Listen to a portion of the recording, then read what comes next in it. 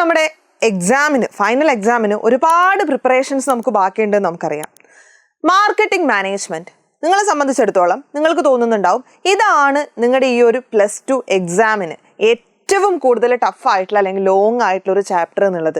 രണ്ടാമത്തെ കാര്യം ശരിയാണ്, ഏറ്റവും വലിയ ചാപ്റ്റർ ഇത് തന്നെയാണ്. പക്ഷെ ഏറ്റവും ഈസി ആയിട്ടുള്ള ചാപ്റ്റർ ആണ് നമുക്ക് പറയാം. നമ്മുടെ സെക്കൻഡ് സെക്ഷൻ ക്രിസ്മസ് എക്സാമിനൊക്കെ വെച്ച് നോക്കുകയാണെങ്കിൽ ഈ ഒരു ചാപ്റ്റർ വളരെ അടിപൊളിയാണ്. നിങ്ങൾ എൻ്റെ കൂടെ നിൽക്കുകയാണെങ്കിൽ നമുക്ക് ഈ ഒരു ചാപ്റ്റർ വളരെ മനോഹരമായിട്ട് പഠിച്ചു തീർക്കാം. നമ്മുടെ ചാപ്റ്ററിൻ്റെ പേരെന്താ? മാർക്കറ്റിംഗ് മാനേജ്മെന്റ് എന്നാണ്. എന്താ ഈ മാർക്കറ്റിംഗ് മാനേജ്മെന്റ് എന്ന് വെച്ച് കഴിഞ്ഞാൽ, നമുക്ക് ചുറ്റുമുള്ള എല്ലാ പ്രോഡക്ട്സും നമ്മൾ വാങ്ങിക്കുന്നത് ഒരാൾ പറഞ്ഞറിഞ്ഞിട്ടായിരിക്കാം, അല്ലെങ്കിൽ നമ്മൾ TV-യിൽ അല്ലെങ്കിൽ ന്യൂസ് പേപ്പേഴ്സിൽ അങ്ങനെ മറ്റെവിടെയെങ്കിലും പരസ്യങ്ങൾ കണ്ടിട്ടാവാം. നിങ്ങൾ തന്നെ ആലോചിച്ച് നോക്ക്, പരസ്യങ്ങൾ എത്രത്തോളം നിങ്ങൾ സ്വാധീനിച്ചിട്ടുണ്ട്. മാർക്കറ്റിംഗ് എന്ന് പറയുമ്പോൾ നിങ്ങളുടെ മൈൻഡിലേക്ക് ആദ്യം വരുന്നത് ഈ പറയുന്ന അഡ്വർടൈസ്മെന്റ്സ് ആയിരിക്കും. സാധനങ്ങൾ വാങ്ങിക്കാൻ വേണ്ടിയിട്ട് ആൾക്കാരെ നമ്മൾ പ്രേരിപ്പിക്കുന്ന ഒരു പ്രോസസ്സാണ് ഈ പറയുന്ന മാർക്കറ്റിംഗ്. നിങ്ങൾ വിചാരിക്കുന്നത് പോലെ ഇത് അഡ്വർടൈസ്മെന്റ് മാത്രമല്ല, അല്ലെങ്കിൽ നിങ്ങൾക്ക് ചുറ്റും കൊമേഴ്സ് അറിയാത്ത ആൾക്കാർ വിചാരിക്കുന്നത് പോലെ ഇത് വെറും അഡ്വർടൈസ്മെന്റ് മാത്രമല്ല. ഇത് വളരെ വലിയൊരു കൺസെപ്റ്റാണ്. ആ കൺസെപ്റ്റ് എന്താണ്, ശരിക്കും എന്താണ് മാർക്കറ്റിംഗ് നമുക്ക് പഠിക്കണം അല്ലേ? നിങ്ങൾ തന്നെ ആലോചിച്ച് നോക്ക്, നിങ്ങൾക്ക് ചുറ്റും ഇപ്പം ഏറ്റവും കൂടുതൽ കാണുന്നത് നമ്മുടെ മാതൃഭൂമി ആസ്പയറിൻ്റെ ഒരു അഡ്വർടൈസ്മെൻ്റ് ആയിരിക്കും. നിങ്ങൾ പലതവണ അത് കണ്ടിട്ടുണ്ടാവും. ആസ്പയർ കണ്ണൂർ വെച്ച് നടക്കുന്ന സമയത്ത് അത് എജുപോർട്ട് കൂടെ ഉണ്ടാവും, മലപ്പുറത്ത് വെച്ച് നടക്കുന്ന സമയത്ത് എജുപോർട്ട് കൂടെ ഉണ്ടാവും. അങ്ങനെ പല രീതിയിൽ നിങ്ങൾ എജുപോർട്ടിൻ്റെ പേര് അവിടെ ഇവിടെയൊക്കെ ആയിട്ട് കേൾക്കുന്നുണ്ടാവും. What is this? ഇത് മിയർ അഡ്വർടൈസിങ് മാത്രമാണോ? ഇതാണ് മാർക്കറ്റിംഗ് എന്ന് പറയുന്നത്. എജുപോർട്ട് എന്ന് പറയുന്ന ഒരു ബ്രാൻഡ് എല്ലാവരുടെ മൈൻഡിലേക്കും എത്തിക്കുക, അതിൻ്റെ ക്വാളിറ്റി ഓഫ് കണ്ടന്റ് വെച്ച് കുട്ടികൾ അവിടേക്ക് വരിക, കുട്ടികൾ നന്നായിട്ട് പഠിക്കുക, അവർക്ക് നല്ല മാർക്ക് ഉണ്ടാവുക എന്നതിനപ്പുറത്തേക്ക് അവരുടെ നോളജ് ഇൻക്രീസ് ചെയ്യുക. അങ്ങനെ പലതരത്തിലുള്ള ലേണിംഗ് ആപ്പുകൾ നിങ്ങൾ കണ്ടിട്ടുണ്ടാവും. ഓരോന്നിനും ഓരോ മോട്ടോ ആയിരിക്കും. എജുപോർട്ടിനെ സംബന്ധിച്ചിടത്തോളം ഒരു എഡ്യൂക്കേഷൻ റെവല്യൂഷൻ ഉണ്ടാക്കുക എന്നുള്ളതാണ് എജുപോർട്ടിൻ്റെ മോട്ടോ. സോ ഇതെന്താണ് നിങ്ങൾക്ക് കാണാൻ പറ്റുന്നത്, അല്ലെങ്കിൽ ഈ ഒരു കാര്യങ്ങളൊക്കെ കേൾക്കുമ്പോൾ നിങ്ങൾക്ക് എന്താണ് ഫീൽ ചെയ്യുന്നത്? മിസ് എജുപോർട്ടിനെ പ്രൊമോട്ട് ചെയ്യുകയാണ് എന്ന്. യെസ്, ഇതും ഒരു കൈൻഡ് ഓഫ് മാർക്കറ്റിംഗ് തന്നെയാണ്. അപ്പോൾ ഈ ഒരു ഇത്രയും അടിപൊളിയായിട്ടുള്ള ഒരു കൺസെപ്റ്റിനെ കുറിച്ചിട്ടാണ് ഈ ഒരു ചാപ്റ്ററിൽ നമ്മൾ പഠിക്കുന്നത്. So what is marketing? Marketing എന്നത് ഒരു സാമൂഹിക പ്രക്രിയയാണ്. അതിലൂടെ ആളുകൾ അവർക്ക് മൂല്യമുള്ള എന്തെങ്കിലും സാധനങ്ങളും സേവനങ്ങളും കൈമാറുന്നു. എന്താ നടക്കുന്നത്? ഇവിടെ നടക്കുന്നത് എക്സ്ചേഞ്ച് ആണ്. എന്ത് എക്സ്ചേഞ്ച് ആണ് നടക്കുന്നത്? യെസ്, ആ ഒരു സൈഡിൽ നമുക്ക് കളറിൻ്റെ ചെറിയൊരു ഇഷ്യൂ ഉണ്ട്, നമുക്ക് എന്ത് ചെയ്യാം, അത് മാറ്റാം. യെസ്, ഇവിടെ എന്താ നടക്കുന്നത്? ഇവിടെ എക്സ്ചേഞ്ച് ആണ് നടക്കുന്നത്. എന്തിൻ്റെ എക്സ്ചേഞ്ച് ആണ് നടക്കുന്നത്? എന്തെങ്കിലും വാല്യൂ ഉള്ള എന്തെങ്കിലും സാധനങ്ങൾ നമ്മൾ കൈമാറുകയാണ്. നിങ്ങൾക്ക് ആവശ്യമുള്ളത് എഡ്യൂക്കേഷനാണ്, അത് ഞങ്ങൾ കൈമാറുകയാണ്, നിങ്ങൾ അതിനൊരു ഫീസ് ഇങ്ങോട്ട് തരുകയാണ് അല്ലേ? സോ ഇതാണ് നമ്മുടെ മാർക്കറ്റിംഗ് എന്ന് പറയുന്ന ഒരു കൺസെപ്റ്റ്. അപ്പോൾ നമുക്ക് നോക്കാം മാർക്കറ്റിങ്ങിൻ്റെ ഫീച്ചേഴ്സ് എന്തൊക്കെയാണ് എന്നുള്ളത്. ആദ്യത്തേത് നീഡ്സ് ആൻഡ് വാണ്ട്സ് എന്നാണ് പറയുന്നത്. അതായത് നമുക്ക് എന്ത് വേണം? ഒരാവശ്യം വേണം അല്ലെ, നമുക്ക് എന്തെങ്കിലും നീഡ്സ് ഉണ്ടാവണം.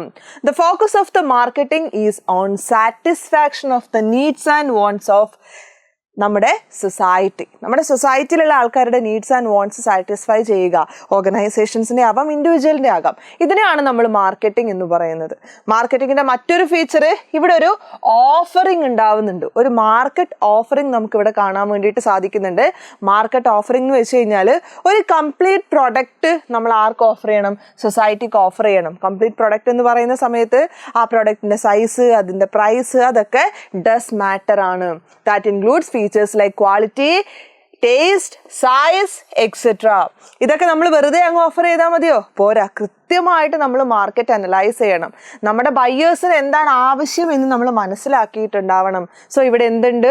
ഒരു മാർക്കറ്റ് ഓഫർ സൃഷ്ടിക്കുന്നുണ്ട്. അടുത്തത് ഉപഭോക്തൃ മൂല്യമാണ്. എന്താ കസ്റ്റമർ വാല്യൂ എന്ന് വെച്ച് കഴിഞ്ഞാൽ നമ്മുടെ ബൈയിങ് ഡിസിഷൻ, ഒരു സാധനം നമ്മൾ വേണോ വേണ്ടയോ, വാങ്ങണോ വേണ്ടയോ എന്ന് തീരുമാനിക്കുന്നത് പല സാധനങ്ങളുടെ അല്ലെങ്കിൽ പല ഫാക്ടേഴ്സിൻ്റെ ബേസിലായിരിക്കും. പ്രൈസ് ആവാം, അല്ലെങ്കിൽ അതിൻ്റെ സൈസ് ആവാം. സോ ഇതൊക്കെ ബേസ് ചെയ്തിട്ടാണ് നമ്മളൊരു പ്രൊഡക്റ്റിന് വാല്യൂ കൊടുക്കുന്നത്. അപ്പോൾ ആ പ്രൊഡക്റ്റിന് വാല്യൂ അഡീഷൻസ് ഉണ്ടാവുക എന്നുള്ളത് വളരെ ഇമ്പോർട്ടൻ്റ് ആയിട്ടുള്ള കാര്യമാണ്. പിന്നെ ഇവിടെ നടക്കുന്നത് ഒരു എക്സ്ചേഞ്ച് മെക്കാനിസം ആണ് നമുക്കറിയാം അല്ലേ? എന്താണ്? ഒരു എക്സ്ചേഞ്ച് മെക്കാനിസം ആണ്. എന്താ എക്സ്ചേഞ്ച് ചെയ്യുന്നുള്ളത്? അവർ നമുക്ക് പ്രൊഡക്റ്റ് തരുന്നുണ്ട്, നമ്മൾ അങ്ങോട്ട് എന്ത് കൊടുക്കുന്നുണ്ട്? നമ്മൾ അവർക്ക് പ്രൈസ് കൊടുക്കുന്നുണ്ട്.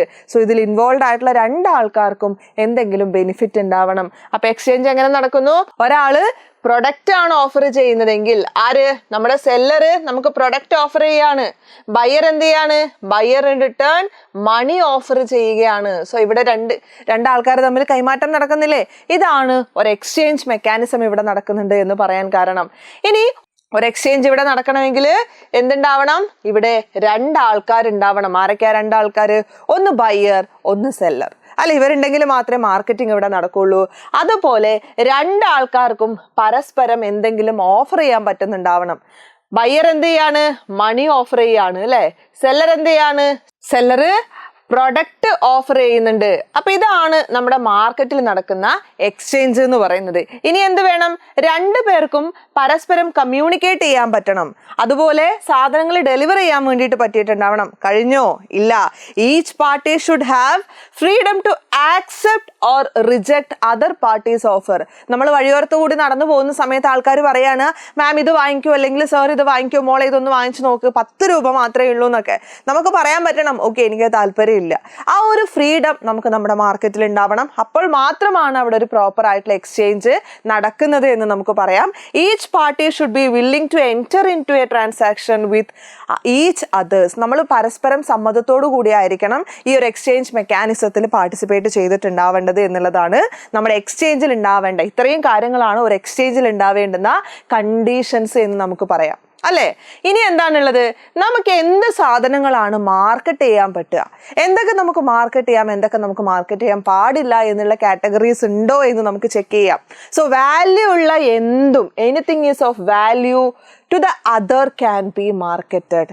ഞാനൊരു സാധനം നിങ്ങൾക്ക് ഓഫർ ചെയ്യുന്ന സമയത്ത് നിങ്ങൾക്ക് തോന്നണം, ആ ഓക്കെ ഇതിനൊരു വാല്യൂ ഉണ്ട്. ഇപ്പൊ ദാ ഇവിടെ നമുക്കൊരു കപ്പ് കാണാൻ വേണ്ടിയിട്ട് സാധിക്കും. ഈ കപ്പ് ഞാൻ നിങ്ങൾക്ക് തരുന്ന സമയത്ത് ഞാൻ നിങ്ങളോട് പറയാണ് 90 രൂപയാണ് ഈ കപ്പിന്. അപ്പൊ നിങ്ങൾക്ക് തോന്നണം, ആ ഈ കപ്പിന് 90 രൂപയുണ്ട്, അല്ലെങ്കിൽ ഇതിന് നമുക്കൊരു വാല്യൂ കൊടുക്കാൻ പറ്റും എന്നുള്ളത് നിങ്ങൾക്ക് തോന്നണം അല്ലെ. അപ്പൊ അതാണ് പറഞ്ഞിട്ടുള്ളത്, മറ്റൊന്നിന് മൂല്യമുള്ള എന്തും നമുക്ക് മാർക്കറ്റ് ചെയ്യാൻ വേണ്ടിയിട്ട് പറ്റും. അതൊരു ഐഡിയ ആവാം, ഒരു ഇവന്റ് ആവാം, ഒരു ഓർഗനൈസേഷന്റെ എക്സ്പീരിയൻസ് ആവാം. അങ്ങനെ എന്ത് സാധനങ്ങളും, physical products, idea, services, experience, അങ്ങനെ എന്തും നമുക്ക് മാർക്കറ്റ് ചെയ്യാൻ പറ്റും എന്നാണ് പറയുന്നത്. ഇനി നമ്മൾ നോക്കുന്നത് ആരാണ് ഒരു മാർക്കറ്റർ? ഞാനൊരു മാർക്കറ്റർ ആണോ? നിങ്ങളൊരു മാർക്കറ്റർ ആണോ? നമുക്കൊരു മാർക്കറ്റർ ആവാൻ വേണ്ടിയിട്ട് പറ്റും എന്ന് നമുക്ക് നോക്കണോ അല്ലേ. സോ ഒരു മാർക്കറ്റർ എന്ന് വെച്ച് കഴിഞ്ഞാൽ any person who takes more active part in the process of exchange പ്രോസസ്സിൽ ആക്റ്റീവായിട്ട് പാർട്ടിസിപ്പേറ്റ് ചെയ്യുന്ന ആരും മാർക്കറ്ററാണ്. നിങ്ങളൊരു പ്രൊഡക്റ്റിൻ്റെ ഓണർ ആവണം എന്നില്ല, നിങ്ങളൊരു ബിസിനസ്മാൻ ആവണം എന്നില്ല. ഈ മാർക്കറ്റിംഗ് പ്രോസസ്സിൽ വളരെ ആക്റ്റീവായിട്ട് പാർട്ടിസിപ്പേറ്റ് ചെയ്യുന്ന ആരെയും നമുക്ക് എന്ത് വിളിക്കാം? മാർക്കറ്റർ എന്ന് പൂർണ്ണമായിട്ട് വിളിക്കാം എന്നാണ് പറയുന്നത്. ഇനി നമ്മൾ പോകുന്നത് നമ്മുടെ ചാപ്റ്ററിലേക്കാണ്. നമ്മൾ എന്താണ് മാർക്കറ്റ് എന്ന് മനസ്സിലാക്കി, ആർക്കൊക്കെ മാർക്കറ്റ് ചെയ്യാം എന്ന് മനസ്സിലാക്കി, എന്തൊക്കെ പ്രൊഡക്ട്സ് മാർക്കറ്റ് ചെയ്യാം എന്ന് നമ്മൾ മനസ്സിലാക്കി, അതിൻ്റെ ഫീച്ചേഴ്സും കണ്ടീഷൻസും ഒക്കെ നമ്മൾ അറിഞ്ഞു. ഇനി നമ്മൾ നമ്മുടെ ചാപ്റ്ററിലേക്ക് പോവുകയാണ്, ദാറ്റ് ഈസ് മാർക്കറ്റിംഗ് മാനേജ്മെന്റ്. എന്താണ് മാർക്കറ്റിംഗ് മാനേജ്മെന്റ്? എന്തെങ്കിലും ഐഡിയ നിങ്ങൾക്ക് മാർക്കറ്റിംഗ് മാനേജ്മെന്റിനെ കുറിച്ചിട്ടുണ്ടോ? ഇല്ലെങ്കിൽ പേടിക്കേണ്ടതാ, ഈ ഒരു മൊമെന്റ് തൊട്ട് നമ്മളത് പഠിക്കാൻ പോവാണ്. മാർക്കറ്റിംഗ് മാനേജ്മെന്റ് എന്ന് വെച്ച് കഴിഞ്ഞാൽ നമ്മുടെ ഓർഗനൈസേഷനിലുള്ള എല്ലാ മാർക്കറ്റിംഗ് ആക്ടിവിറ്റീസും നമ്മൾ മാനേജ് ചെയ്യുന്ന പ്രോസസ്സിനെയാണ് മാർക്കറ്റിംഗ് മാനേജ്മെന്റ് എന്ന് പറയുന്നത്. നമ്മൾ എന്ത് ചെയ്യണം? മാർക്കറ്റിംഗ് പ്ലാൻ ചെയ്യണം, മാർക്കറ്റിംഗ് ഓർഗനൈസ് ചെയ്യണം, മാർക്കറ്റിങ്ങിനെ ഡയറക്റ്റ് ചെയ്യണം, അത് കൺട്രോൾ ചെയ്യണം അല്ലേ. അങ്ങനെയുള്ള ഓർഗനൈസേഷനിലെ എൻറ്റയർ ആക്ടിവിറ്റീസിനെ നമ്മൾ മാനേജ് ചെയ്യുന്നതിനെയാണ് നമ്മൾ മാർക്കറ്റിംഗ് മാനേജ്മെന്റ് എന്ന് പറയുന്നത്. ഇതൊക്കെ നമ്മൾ എന്തിനു വേണ്ടിയിട്ടാണ് ചെയ്യുന്നത്? കസ്റ്റമേഴ്സ് ഒരു ആവശ്യം പറഞ്ഞിട്ടുണ്ട്, കസ്റ്റമേഴ്സിന് എന്ത് വേണം? കസ്റ്റമേഴ്സിന് 2000 രൂപയുള്ള ഒരു സ്മാർട്ട് വാച്ച് വേണം. അത് നമ്മൾ എന്ത് ചെയ്യണം? പ്ലാൻ ചെയ്യണം, മാർക്കറ്റ് ചെയ്യണം, ഡയറക്റ്റ് ചെയ്യണം, കൺട്രോൾ ചെയ്യണം, അത് ആ ഒരു പ്രൊഡക്റ്റ് ഡെവലപ്പ് ചെയ്തെടുക്കണം, കസ്റ്റമേഴ്സിലേക്ക് എത്തിക്കണം. ഈ ഒരു എൻറ്റയർ പ്രോസസ്സ് മാനേജ് ചെയ്യുന്നതിനെ നമ്മൾ സിമ്പിളായിട്ട് മാർക്കറ്റിംഗ് മാനേജ്മെന്റ് എന്ന് വിളിക്കും. ഇപ്പം നിങ്ങൾക്കുള്ള ഡൗട്ട്, ഞാൻ മാർക്കറ്റിംഗ് എന്ന് കേട്ടിട്ടുണ്ട്, സെല്ലിംഗ് എന്ന് കേട്ടിട്ടുണ്ട്, ഇത് രണ്ടും ഒന്നാണോ? ഈ രണ്ട് കൺസെപ്റ്റും ഒന്നാണോ എന്ന് നമുക്കറിയണം. സിമിലർ ആണ്, പക്ഷേ ഇത് രണ്ടും വ്യത്യാസപ്പെട്ടിട്ടില്ല. അതായത് രണ്ടും എൻറ്റയർലി ഡിഫറെൻ്റ് ആയിട്ടുള്ള ഒരു കൺസെപ്റ്റാണ്. നിങ്ങൾക്ക് കേൾക്കുമ്പോൾ ഒരുപോലെ എന്ന് തോന്നാം, നമുക്കതിന് ഡിഫറൻസസ് നോക്കാം. കാരണം നിങ്ങളുടെ എക്സാമിന് മാർക്ക് എല്ലായ്പ്പോഴും ഏതിൽ നിന്ന് ചോദിക്കാറുണ്ട്? മാർക്കറ്റിംഗ് ആൻഡ് സെല്ലിങ്ങിന്റെ ഡിഫറൻസിൽ നിന്ന് ചോദിക്കാറുണ്ട്. ഒരു കാര്യം കൂടി ഞാൻ ആഡ് ചെയ്യാം. മാർക്കറ്റിംഗ് മാനേജ്മെന്റ് എന്താണ് എന്നുള്ളത് ഒരു 2 മാർക്കിന് എഴുതാൻ വേണ്ടിയിട്ട് നിങ്ങൾ പ്രിപ്പയർഡ് ആയിരിക്കണം കേട്ടോ. യെസ്, മാർക്കറ്റിംഗ് എന്ന് വെച്ച് കഴിഞ്ഞാൽ കസ്റ്റമേഴ്സിന്റെ നീഡ്സിനാണ് ഫോക്കസ് ചെയ്യുന്നത്. പക്ഷെ സെല്ലർ ആണെങ്കിലോ, സെല്ലിംഗ് ആണെങ്കിലോ, സെല്ലർ വിൽക്കുന്ന ആളുടെ നീഡ്സിനെയാണ് ഫോക്കസ് ചെയ്യുന്നത്. ഇപ്പൊ തന്നെ ഒരു കൺസെപ്റ്റ് എന്താണെന്നുള്ളത് നിങ്ങൾക്ക് ക്ലിയർ ആയിട്ടുണ്ടാവും അല്ലെ? നമ്മുടെ ഭാഗത്താണ് ആരുള്ളത്? മാർക്കറ്റിംഗ് ഉള്ളത്. സെല്ലർ ആരുടെ ഭാഗത്ത്, സെല്ലിംഗ് ആരുടെ ഭാഗത്താണുള്ളത്? സാധനം വിൽക്കുന്ന ആളുടെ ഭാഗത്താണുള്ളത്. കാരണം ഇത് തുടങ്ങുന്നത് പ്രൊഡക്ഷന് മുന്നേ ആണ്. ഈ ഒരു പ്രോസസ്സ് പ്രൊഡക്റ്റ് നമ്മൾ ഡെവലപ്പ് ചെയ്യുന്നതിന് മുന്നേ തുടങ്ങും. പക്ഷേ ഇതെന്ന് പറയുന്നത് പ്രൊഡക്റ്റ് ഡെവലപ്പ് ചെയ്തതിന് ശേഷമാണ് നമ്മൾ തുടങ്ങുന്നത്. നമ്മൾ പ്രൊഡക്റ്റ് ഡെവലപ്പ് ചെയ്യുന്നതിന് മുന്നേ തന്നെ കസ്റ്റമേഴ്സിനെ കുറിച്ച് ആലോചിക്കും. അവർക്ക് എന്താണ് ആവശ്യം, എത്ര പ്രൈസിന്റെ ആയിരിക്കണം, എന്ത് ഫീച്ചേഴ്സ് ആയിരിക്കണം, അത് അഫോർഡബിൾ ആവൂ. അമേരിക്കയിലുള്ള കസ്റ്റമേഴ്സിനെ സംബന്ധിച്ച് 10,000 രൂപയുടെ സ്മാർട്ട് ഫോൺ അഫോർഡബിൾ ആയിരിക്കും. പക്ഷെ ഇന്ത്യയിലുള്ള കസ്റ്റമേഴ്സിനെ സംബന്ധിച്ച് 5,000 രൂപയുടെ സ്മാർട്ട് ഫോൺ ആണ് അവർക്ക് അഫോർഡബിൾ ആയിട്ടുള്ള സ്മാർട്ട് ഫോൺ എന്ന് പറയാൻ പറ്റുന്നത്. അപ്പോൾ പ്രൊഡക്റ്റ് ഡെവലപ്പ് ചെയ്യുന്നതിന് മുന്നേ തന്നെ ഇവിടെ ആക്ടിവിറ്റീസ് സ്റ്റാർട്ട് ചെയ്യും. വിച്ച് മീൻസ് ഇവിടെ കസ്റ്റമർ ഓറിയന്റഡ് ആണ്, ഇവിടെ പ്രൊഡ്യൂസർ ആൻഡ് പ്രൊഡക്റ്റ് ഓറിയന്റഡ് ആണ്. ഇതിനെപ്പോഴും എയിം എന്ന് പറയുന്നത് പ്രോഫിറ്റ് മാക്സിമൈസേഷൻ ആണ്. രണ്ടാൾക്കും പ്രോഫിറ്റ് മാക്സിമൈസേഷൻ ആണ്. പക്ഷെ ഇവിടെ കസ്റ്റമേഴ്സിന്റെ സാറ്റിസ്ഫാക്ഷൻ ആണ് അവർ പ്രയോറിറ്റി കൊടുക്കുന്നത്. പക്ഷെ ഇവിടെ ഇവർ പ്രയോറിറ്റി കൊടുക്കുന്നത് സെയിൽസ് വോളിയം കൂടുതൽ ഉണ്ടാക്കുക, കൂടുതൽ സെയിൽ നടത്തുക, കൂടുതൽ പ്രോഫിറ്റ് ഉണ്ടാക്കുക എന്നുള്ളത് മാത്രമാണ്. കഴിഞ്ഞിട്ടില്ല. ഇനി നമ്മളോട് പറയുന്നത് മാർക്കറ്റിംഗ് എന്ന് പറയുന്ന പ്രിൻസിപ്പിളിന് നമ്മൾ ഫോളോ ചെയ്യുന്നത്, മാർക്കറ്റിംഗിൽ നമ്മൾ ഫോളോ ചെയ്യുന്ന പ്രിൻസിപ്പിൾ എന്ന് പറയുന്നത് കെവേറ്റ് വെണ്ടർ ആണ്. അതായത് സെല്ലേഴ്സ് ശ്രദ്ധിക്കുക. കസ്റ്റമേഴ്സ് ആണ് മാർക്കറ്റിംഗിലെ കിങ്, സെല്ലേഴ്സ് ആണ് ശ്രദ്ധിക്കേണ്ടത് എന്നാണ് പറയുന്നത്. പക്ഷെ ഇവിടെ പ്രിൻസിപ്പിൾ ഓഫ് കെവേറ്റ് എംപ്റ്റർ ആണ്. വിച്ച് മീൻസ് വാങ്ങിക്കുന്ന ആൾ സൂക്ഷിച്ചോളൂ, നമ്മൾ എന്തും വിൽക്കും എന്നുള്ള ആറ്റിറ്റ്യൂഡാണ്. കഴിഞ്ഞിട്ടില്ല. മാർക്കറ്റിംഗ് എന്ന് പറയുന്നത് ഒരു ഇന്റഗ്രേറ്റഡ് അപ്രോച്ച് ആണ്. അതിനകത്ത് എന്തൊക്കെ വരുന്നുണ്ട്? പ്രൊഡക്റ്റിന്റെ പ്ലാനിങ് വരുന്നുണ്ട്, അതിന്റെ ഡെവലപ്മെന്റ് വരുന്നുണ്ട്, അഡ്വർടൈസിങ് വരുന്നുണ്ട്. പക്ഷെ ഇവിടെ മിയർ സെല്ലിംഗ് മാത്രമാണ്, ഫ്രാഗ്മെന്റഡ് അപ്രോച്ച് ആണ് നമുക്ക് കാണാൻ സാധിക്കുക. മാർക്കറ്റിംഗ് എപ്പോഴും എയിം ചെയ്യുന്നത് ഒരുപാട് കാലത്തേക്ക് നമുക്ക് പ്രോഫിറ്റ് ഉണ്ടാവണം എന്നുള്ളതാണ്. പക്ഷെ സെല്ലിങ്ങിലാണെങ്കിലോ മാക്സിമം യൂണിറ്റ് സെല്ല് ചെയ്യുക, ഷോർട്ട് ടേമിൽ മാക്സിമം പ്രോഫിറ്റ് ഉണ്ടാക്കുക എന്ന് പറയുന്നുണ്ട്. അപ്പൊ നമുക്ക് എന്ത് പറയാം? മാർക്കറ്റിംഗ് ഒരു വൈഡർ ടേം ആണ്. ഈ വൈഡർ ടേമിന്റെ ഒരു പാർട്ടാണ് നമ്മുടെ സെല്ലിംഗ് എന്ന് പറയുന്നത്. അപ്പൊ ഇത്രയും ഡിഫറൻസ് നമ്മൾ പഠിച്ചു എന്ന് നിങ്ങൾക്ക് തോന്നുന്നുണ്ടോ? വളരെ കുറച്ച് കാര്യങ്ങൾ, നമുക്കറിയാവുന്ന കുറച്ച് കാര്യങ്ങൾ നമ്മൾ ഡിസ്കസ് ചെയ്തത് മാത്രമാണ് അല്ലേ? അപ്പൊ നിങ്ങൾക്ക് ആവശ്യമുള്ള രീതിയിൽ മലയാളത്തിലും ഇംഗ്ലീഷിലും ഒക്കെ ഇതിന്റെ ഡിഫറൻസ് ഞാൻ തന്നിട്ടുണ്ട്. വളരെ നന്നായിട്ട് പഠിക്കുക. 8 മാർക്കൊക്കെ എന്ത് സുഖമായിട്ടാണ് നമുക്ക് ഈ ചാപ്റ്ററിൽ നിന്ന് കിട്ടുക അല്ലേ? ഇനിയുള്ളത് മാർക്കറ്റിംഗ് മാനേജ്മെന്റ് ഫിലോസഫീസ് ആണ്. പലതരം ഫിലോസഫീസ് നമ്മൾ ഈ മാർക്കറ്റിംഗിൽ ഫോളോ ചെയ്യാറുണ്ട്. ഈ കാര്യങ്ങളൊക്കെ ഫോളോ ചെയ്തുകൊണ്ട് തന്നെയാണ് നമ്മൾ ഓരോ പ്രൊഡക്റ്റും വിൽക്കുന്നതും വാങ്ങുന്നതും ഒക്കെ. ഇത് നിങ്ങൾ അറിഞ്ഞിട്ടുണ്ടാവില്ല എന്ന് എനിക്കറിയാം. നിങ്ങൾക്കറിയാം, ഞാൻ ഈ ഡിസ്കസ് ചെയ്യുന്ന സമയത്ത് നിങ്ങൾക്ക് മനസ്സിലാവും, ഓ ശരിയാണല്ലോ, ഇങ്ങനെയാണല്ലോ കമ്പനികൾ ചിന്തിക്കുക, ഞാനൊരു ഓണ്ടർപ്രണർ ആണെങ്കിൽ ഞാൻ ഇങ്ങനെയാണല്ലോ ചിന്തിക്കേണ്ടിയിരുന്നത് എന്നൊക്കെയുള്ള കാര്യങ്ങൾ നിങ്ങൾക്ക് മനസ്സിലാവും. The first concept is the production concept. Production കൺസെപ്റ്റിൽ നമ്മളോട് പറയുന്നത് നമുക്ക് പ്രോഫിറ്റ് മാക്സിമൈസ് ചെയ്യണം. പക്ഷെ എങ്ങനെ മാക്സിമൈസ് ചെയ്യണം? നമ്മൾ വലിയ രീതിയിൽ പ്രൊഡ്യൂസ് ചെയ്യണം. സാധനങ്ങൾ ചെറിയ യൂണിറ്റുകളാക്കി പ്രൊഡ്യൂസ് ചെയ്യാതെ ബൾക്കായിട്ട് നമ്മൾ പ്രൊഡ്യൂസ് ചെയ്യണം. കാരണം ബൾക്കായിട്ട് നമ്മൾ പ്രൊഡ്യൂസ് ചെയ്യുന്ന സമയത്ത് നമുക്ക് കോസ്റ്റ് റിഡക്ഷൻ ഉണ്ടാവാനുള്ള സാധ്യതയുണ്ട്. നമ്മൾ പറഞ്ഞിട്ടുണ്ടല്ലോ benefits of large scale production, അല്ലെങ്കിൽ എക്കണോമീസ് ഓഫ് സ്കെയിൽ എന്നൊക്കെ നമ്മൾ പറയാറുണ്ട്. അപ്പോൾ വലിയ രീതിയിൽ പ്രൊഡ്യൂസ് ചെയ്യുക, പ്രൊഡക്ഷൻ്റെ കോസ്റ്റ് കുറക്കുക, മാക്സിമം പ്രോഫിറ്റ് ഉണ്ടാക്കുക എന്നുള്ളതാണ് നമ്മുടെ പ്രൊഡക്ഷൻ കൺസെപ്റ്റ് നമ്മളോട് പറയുന്നത്. അങ്ങനെയാണെങ്കിൽ നമ്മുടെ പ്രൊഡക്റ്റ് കൺസെപ്റ്റ് എന്തായിരിക്കും? ഈ ഒരു കൺസെപ്റ്റ് പ്രകാരം നമ്മുടെ പ്രൊഡക്റ്റ് എന്ന് പറയുന്നത് കൂടുതൽ ക്വാണ്ടിറ്റിയിലല്ല ഇമ്പോർട്ടൻസ് കൊടുക്കേണ്ടത്. നമ്മൾ ഇമ്പോർട്ടൻസ് കൊടുക്കേണ്ടത് ക്വാളിറ്റിയിലാണ്. ക്വാണ്ടിറ്റി കൂടുതൽ പ്രൊഡ്യൂസ് ചെയ്യുക എന്നുള്ളതിനപ്പുറത്തേക്ക് പ്രൊഡ്യൂസ് ചെയ്യുന്നത്രയും നമ്മൾ നല്ല ക്വാളിറ്റിയിൽ കൊടുക്കണം. നിങ്ങൾക്ക് എല്ലാ ക്ലാസ്സുകളും തരിക എന്നുള്ളതിനപ്പുറത്തേക്ക് നിങ്ങൾക്ക് തരുന്ന ക്ലാസ്സുകൾ വളരെ അടിപൊളിയായിട്ട് തരിക എന്നുള്ളതാണ് എജുപോർട്ടിൻ്റെ പോളിസി. സോ എജുപോർട്ട് എന്ത് ഫോളോ ചെയ്യുന്നുണ്ട്? പ്രൊഡക്റ്റ് കൺസെപ്റ്റ് ഫോളോ ചെയ്യുന്നുണ്ട് അല്ലേ? ഇനിയുള്ളത് സെല്ലിംഗ് കൺസെപ്റ്റ് ആണ്. അത് നമ്മൾ ഫോളോ ചെയ്യുന്നുണ്ടോ? ആ കൺസെപ്റ്റ് എന്താണ് എന്നുള്ളത് നമുക്ക് നോക്കാം അല്ലേ? അപ്പം ഞാൻ ഈ കൺസെപ്റ്റ് പറയുന്ന സമയത്ത് നിങ്ങളുടെ മൈൻഡിലേക്ക് ഓരോ എക്സാമ്പിൾ വരണം. ഇപ്പോൾ ദാ ഈ പ്രൊഡക്ഷൻ കൺസെപ്റ്റിൻ്റെ കേസ് നമ്മൾ എടുക്കുകയാണെങ്കിൽ അങ്ങനെ വലിയ രീതിയിൽ പ്രൊഡ്യൂസ് ചെയ്തുകൊണ്ട് ലാഭം കിട്ടുന്നൊരു ബിസിനസ് നിങ്ങൾ ആലോചിച്ച് നോക്ക്. എല്ലാ ബിസിനസ്സിനും അങ്ങനെ തന്നെയാണ് കിട്ടുക. തീപ്പെട്ടിക്കൊള്ളി അറിയില്ലേ, മാച്ച് സ്റ്റിക്ക്. ഈ മാച്ച് സ്റ്റിക്ക് 10 എണ്ണം മാത്രം നിങ്ങൾ ഉണ്ടാക്കുന്നുണ്ട് എന്ന് വിചാരിക്കുക. അല്ലെങ്കിൽ ഒരു 10 സെറ്റ് ഓഫ് മാച്ച് സ്റ്റിക്ക് മാത്രം ഉണ്ടാക്കണം, അല്ലെങ്കിൽ മാച്ച് ബോക്സ് മാത്രം ഉണ്ടാക്കാൻ നിങ്ങൾക്ക് എത്രത്തോളം എക്സ്പെൻസ് ഉണ്ടാവും. അതിലെന്തെങ്കിലും ലാഭം ഉണ്ടാവണമെങ്കിൽ നിങ്ങളത് വലിയ ക്വാണ്ടിറ്റിയിൽ പ്രൊഡ്യൂസ് ചെയ്തിട്ടുണ്ടാവണം അല്ലേ. എന്നാൽ മാത്രമേ അതിൽ നിന്ന് ചെറിയ രീതിയിലുള്ള ലാഭമൊക്കെ നിങ്ങൾക്ക് ഉണ്ടാവുള്ളൂ. പ്രത്യേകിച്ച് ഈ കൃഷിയുടെ കേസ് എടുക്കുകയാണെങ്കിൽ, പച്ചക്കറികളുടെ കേസ് എടുക്കുകയാണെങ്കിൽ, ചെറിയ 1-2 തടം പാവയ്ക്കോ കോവയ്ക്കോ നട്ട് കഴിഞ്ഞാൽ നിങ്ങൾക്ക് ലാഭം ഉണ്ടാവില്ല. അത് 10 തടം 11 തടം ഒക്കെ നടുമ്പോഴാണ് നിങ്ങൾക്ക് എന്തെങ്കിലും ഒരു ഇൻകം അതിനകത്ത് നിന്ന് കിട്ടുക. ഓക്കെ, സെല്ലിംഗ് കൺസെപ്റ്റ് ഫോക്കസ് ചെയ്യുന്നത് നമ്മൾ അഗ്രസീവ് ആയിട്ടുള്ള സെല്ലിങ്ങും പ്രൊമോഷണൽ ആക്ടിവിറ്റീസും പ്രൊമോഷണൽ ടെക്നിക്സും യൂസ് ചെയ്യണം. ആൾക്കാരുടെ മൈൻഡിലേക്ക് എത്തണം.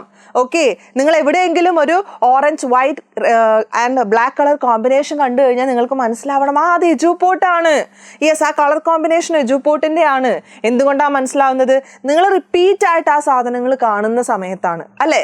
ഇപ്പം നോക്ക്, ഇനി മാതൃഭൂമിയുടെ ആസ്ക് എക്സ്പോ എന്ന് പറയുന്ന പ്രോഗ്രാം കേൾക്കുമ്പോൾ തന്നെ നിങ്ങൾക്ക്, ആസ്ക് എക്സ്പേർട്ട് എന്ന് പറയുന്ന പ്രോഗ്രാം കേൾക്കുമ്പോൾ തന്നെ നിങ്ങളുടെ മൈൻഡിലേക്ക് കഴിഞ്ഞ വർഷം അതിൻ്റെ കൂടെ എജുപോർട്ട് ഉണ്ടായിരുന്നു, അതിൻ്റെ ബ്രാൻഡ് നെയിം ഞാൻ അവിടെ കണ്ടിട്ടുണ്ട്, അല്ലെങ്കിൽ ആ പ്രോഗ്രാം അടിപൊളിയായിരുന്നു, എജുപോർട്ടിൻ്റെ പെർഫോമൻസ് അടിപൊളിയായിരുന്നു.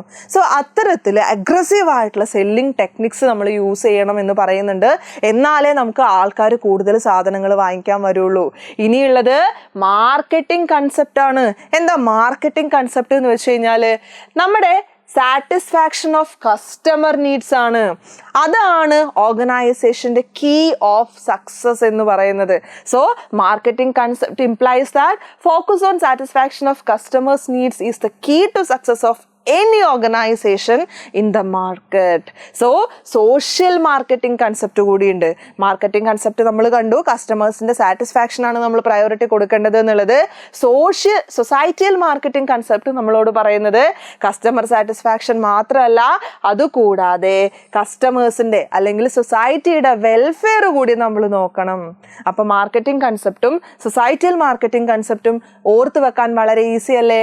ഇനി അങ്ങനെയാണെങ്കിൽ നമ്മുടെ അടുത്ത ടോപ്പിക് എന്താണ്? ഫങ്ഷൻസ് ഓഫ് മാർക്കറ്റിംഗ് എന്താണ് എന്നുള്ളതാണ്.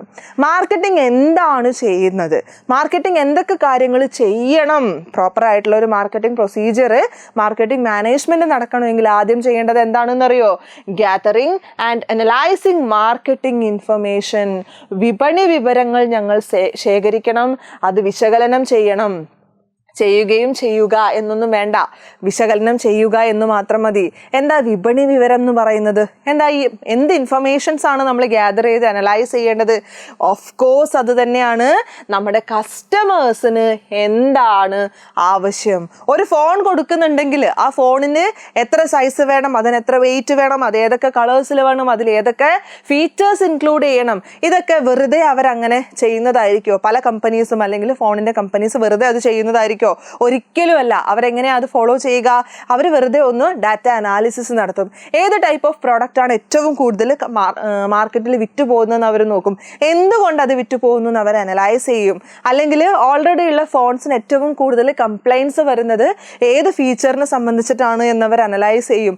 ഇതൊക്കെ നോക്കി ഡീറ്റെയിൽ ആയി പഠിച്ചതിന് ശേഷമാണ് അവരൊരു പുതിയ പ്രൊഡക്റ്റ് ലോഞ്ച് ചെയ്യുക. അല്ലാതെ വെറുതെ ഒരു 6 മാസം കൂടുമ്പോൾ പുതിയൊരു പ്രൊഡക്റ്റ്, അടുത്ത 6 മാസം കൂടുമ്പോൾ അടുത്തൊരു പ്രൊഡക്റ്റ് എന്നല്ല സ്ട്രാറ്റജി എന്ന് പറയുന്നത്. അപ്പോൾ എന്ത് നമ്മൾ ചെയ്യണം? നമ്മൾ കസ്റ്റമേഴ്സിൻ്റെ കയ്യിൽ നിന്ന് മാക്സിമം ഇൻഫർമേഷൻസ് ഒബ്ടൈൻ ചെയ്യണം. അത് കസ്റ്റമേഴ്സിൻ്റെ അടുത്ത് മാത്രമാണോ കിട്ടുക? വിൽക്കുന്ന ആൾക്കാരുടെ കയ്യിൽ നിന്ന് കിട്ടും, അത് ഡീൽ ചെയ്യുന്ന ആൾക്കാരുടെ കയ്യിൽ നിന്ന് കിട്ടും അല്ലേ, നമുക്ക് പ്രസ് മാധ്യമങ്ങളിൽ നിന്ന് കിട്ടും. അപ്പം നമ്മൾ കംപ്ലീറ്റ് ആയിട്ട് അതിൻ്റെ SWOT അനാലിസിസ് ഒന്ന് നടത്തണം. എന്താ SWOT അനാലിസിസ് എന്ന് വെച്ച് കഴിഞ്ഞാൽ? Strength, weakness, opportunities and threats. ഇത് നമ്മൾ ചെയ്താൽ മാത്രമേ ഒരു പ്രൊഡക്റ്റ് നമുക്ക് ലോഞ്ച് ചെയ്യാൻ പറ്റുള്ളൂ. ഇനി നമ്മൾ ചെയ്യേണ്ടത് മാർക്കറ്റ് പ്ലാനിങ് ആണ്. അതായത് ഒരു കംപ്ലീറ്റ് പ്ലാൻ നമ്മൾ ഡെവലപ്പ് ചെയ്തെടുത്തിട്ടുണ്ടാവണം. അതിനകത്ത് എന്താ വേണ്ടത്?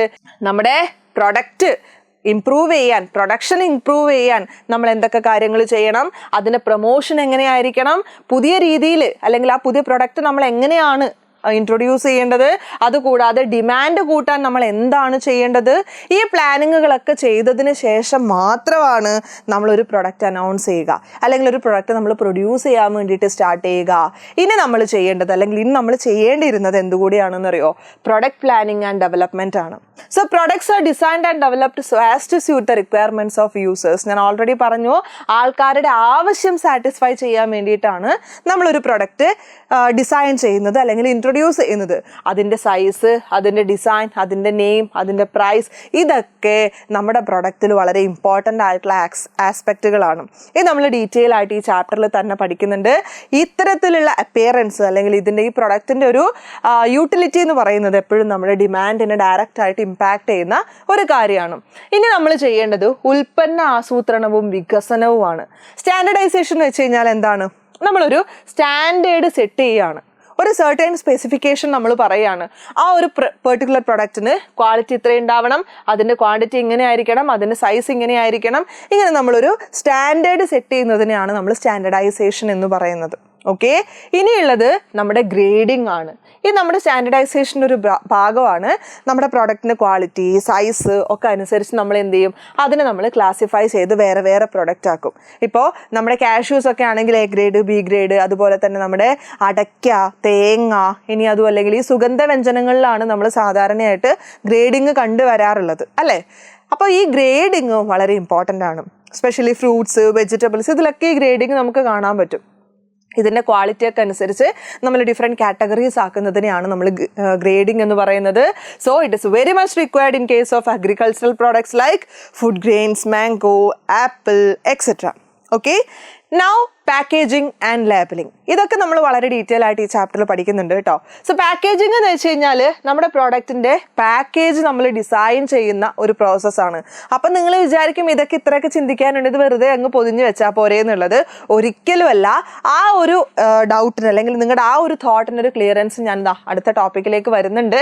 അപ്പോൾ പാക്കേജിംഗ് എന്ന് വെച്ച് കഴിഞ്ഞാൽ സിംപ്ലി നമ്മുടെ പ്രൊഡക്റ്റിനുള്ള ഒരു റാപ്പർ അല്ലെങ്കിൽ ഒരു കണ്ടെയ്നറാണ്. അത് നമ്മൾ സീൽ ചെയ്തിട്ടുണ്ടാവും, പ്രോപ്പറായിട്ട് ക്ലോസ് ചെയ്തിട്ടുണ്ടാവും. ഇനി ലേബലിംഗ് എന്ന് വെച്ച് കഴിഞ്ഞാൽ നമ്മുടെ പ്രൊഡക്റ്റിന് നമ്മൾ ലേബൽ കൊടുക്കുന്നതാണ്.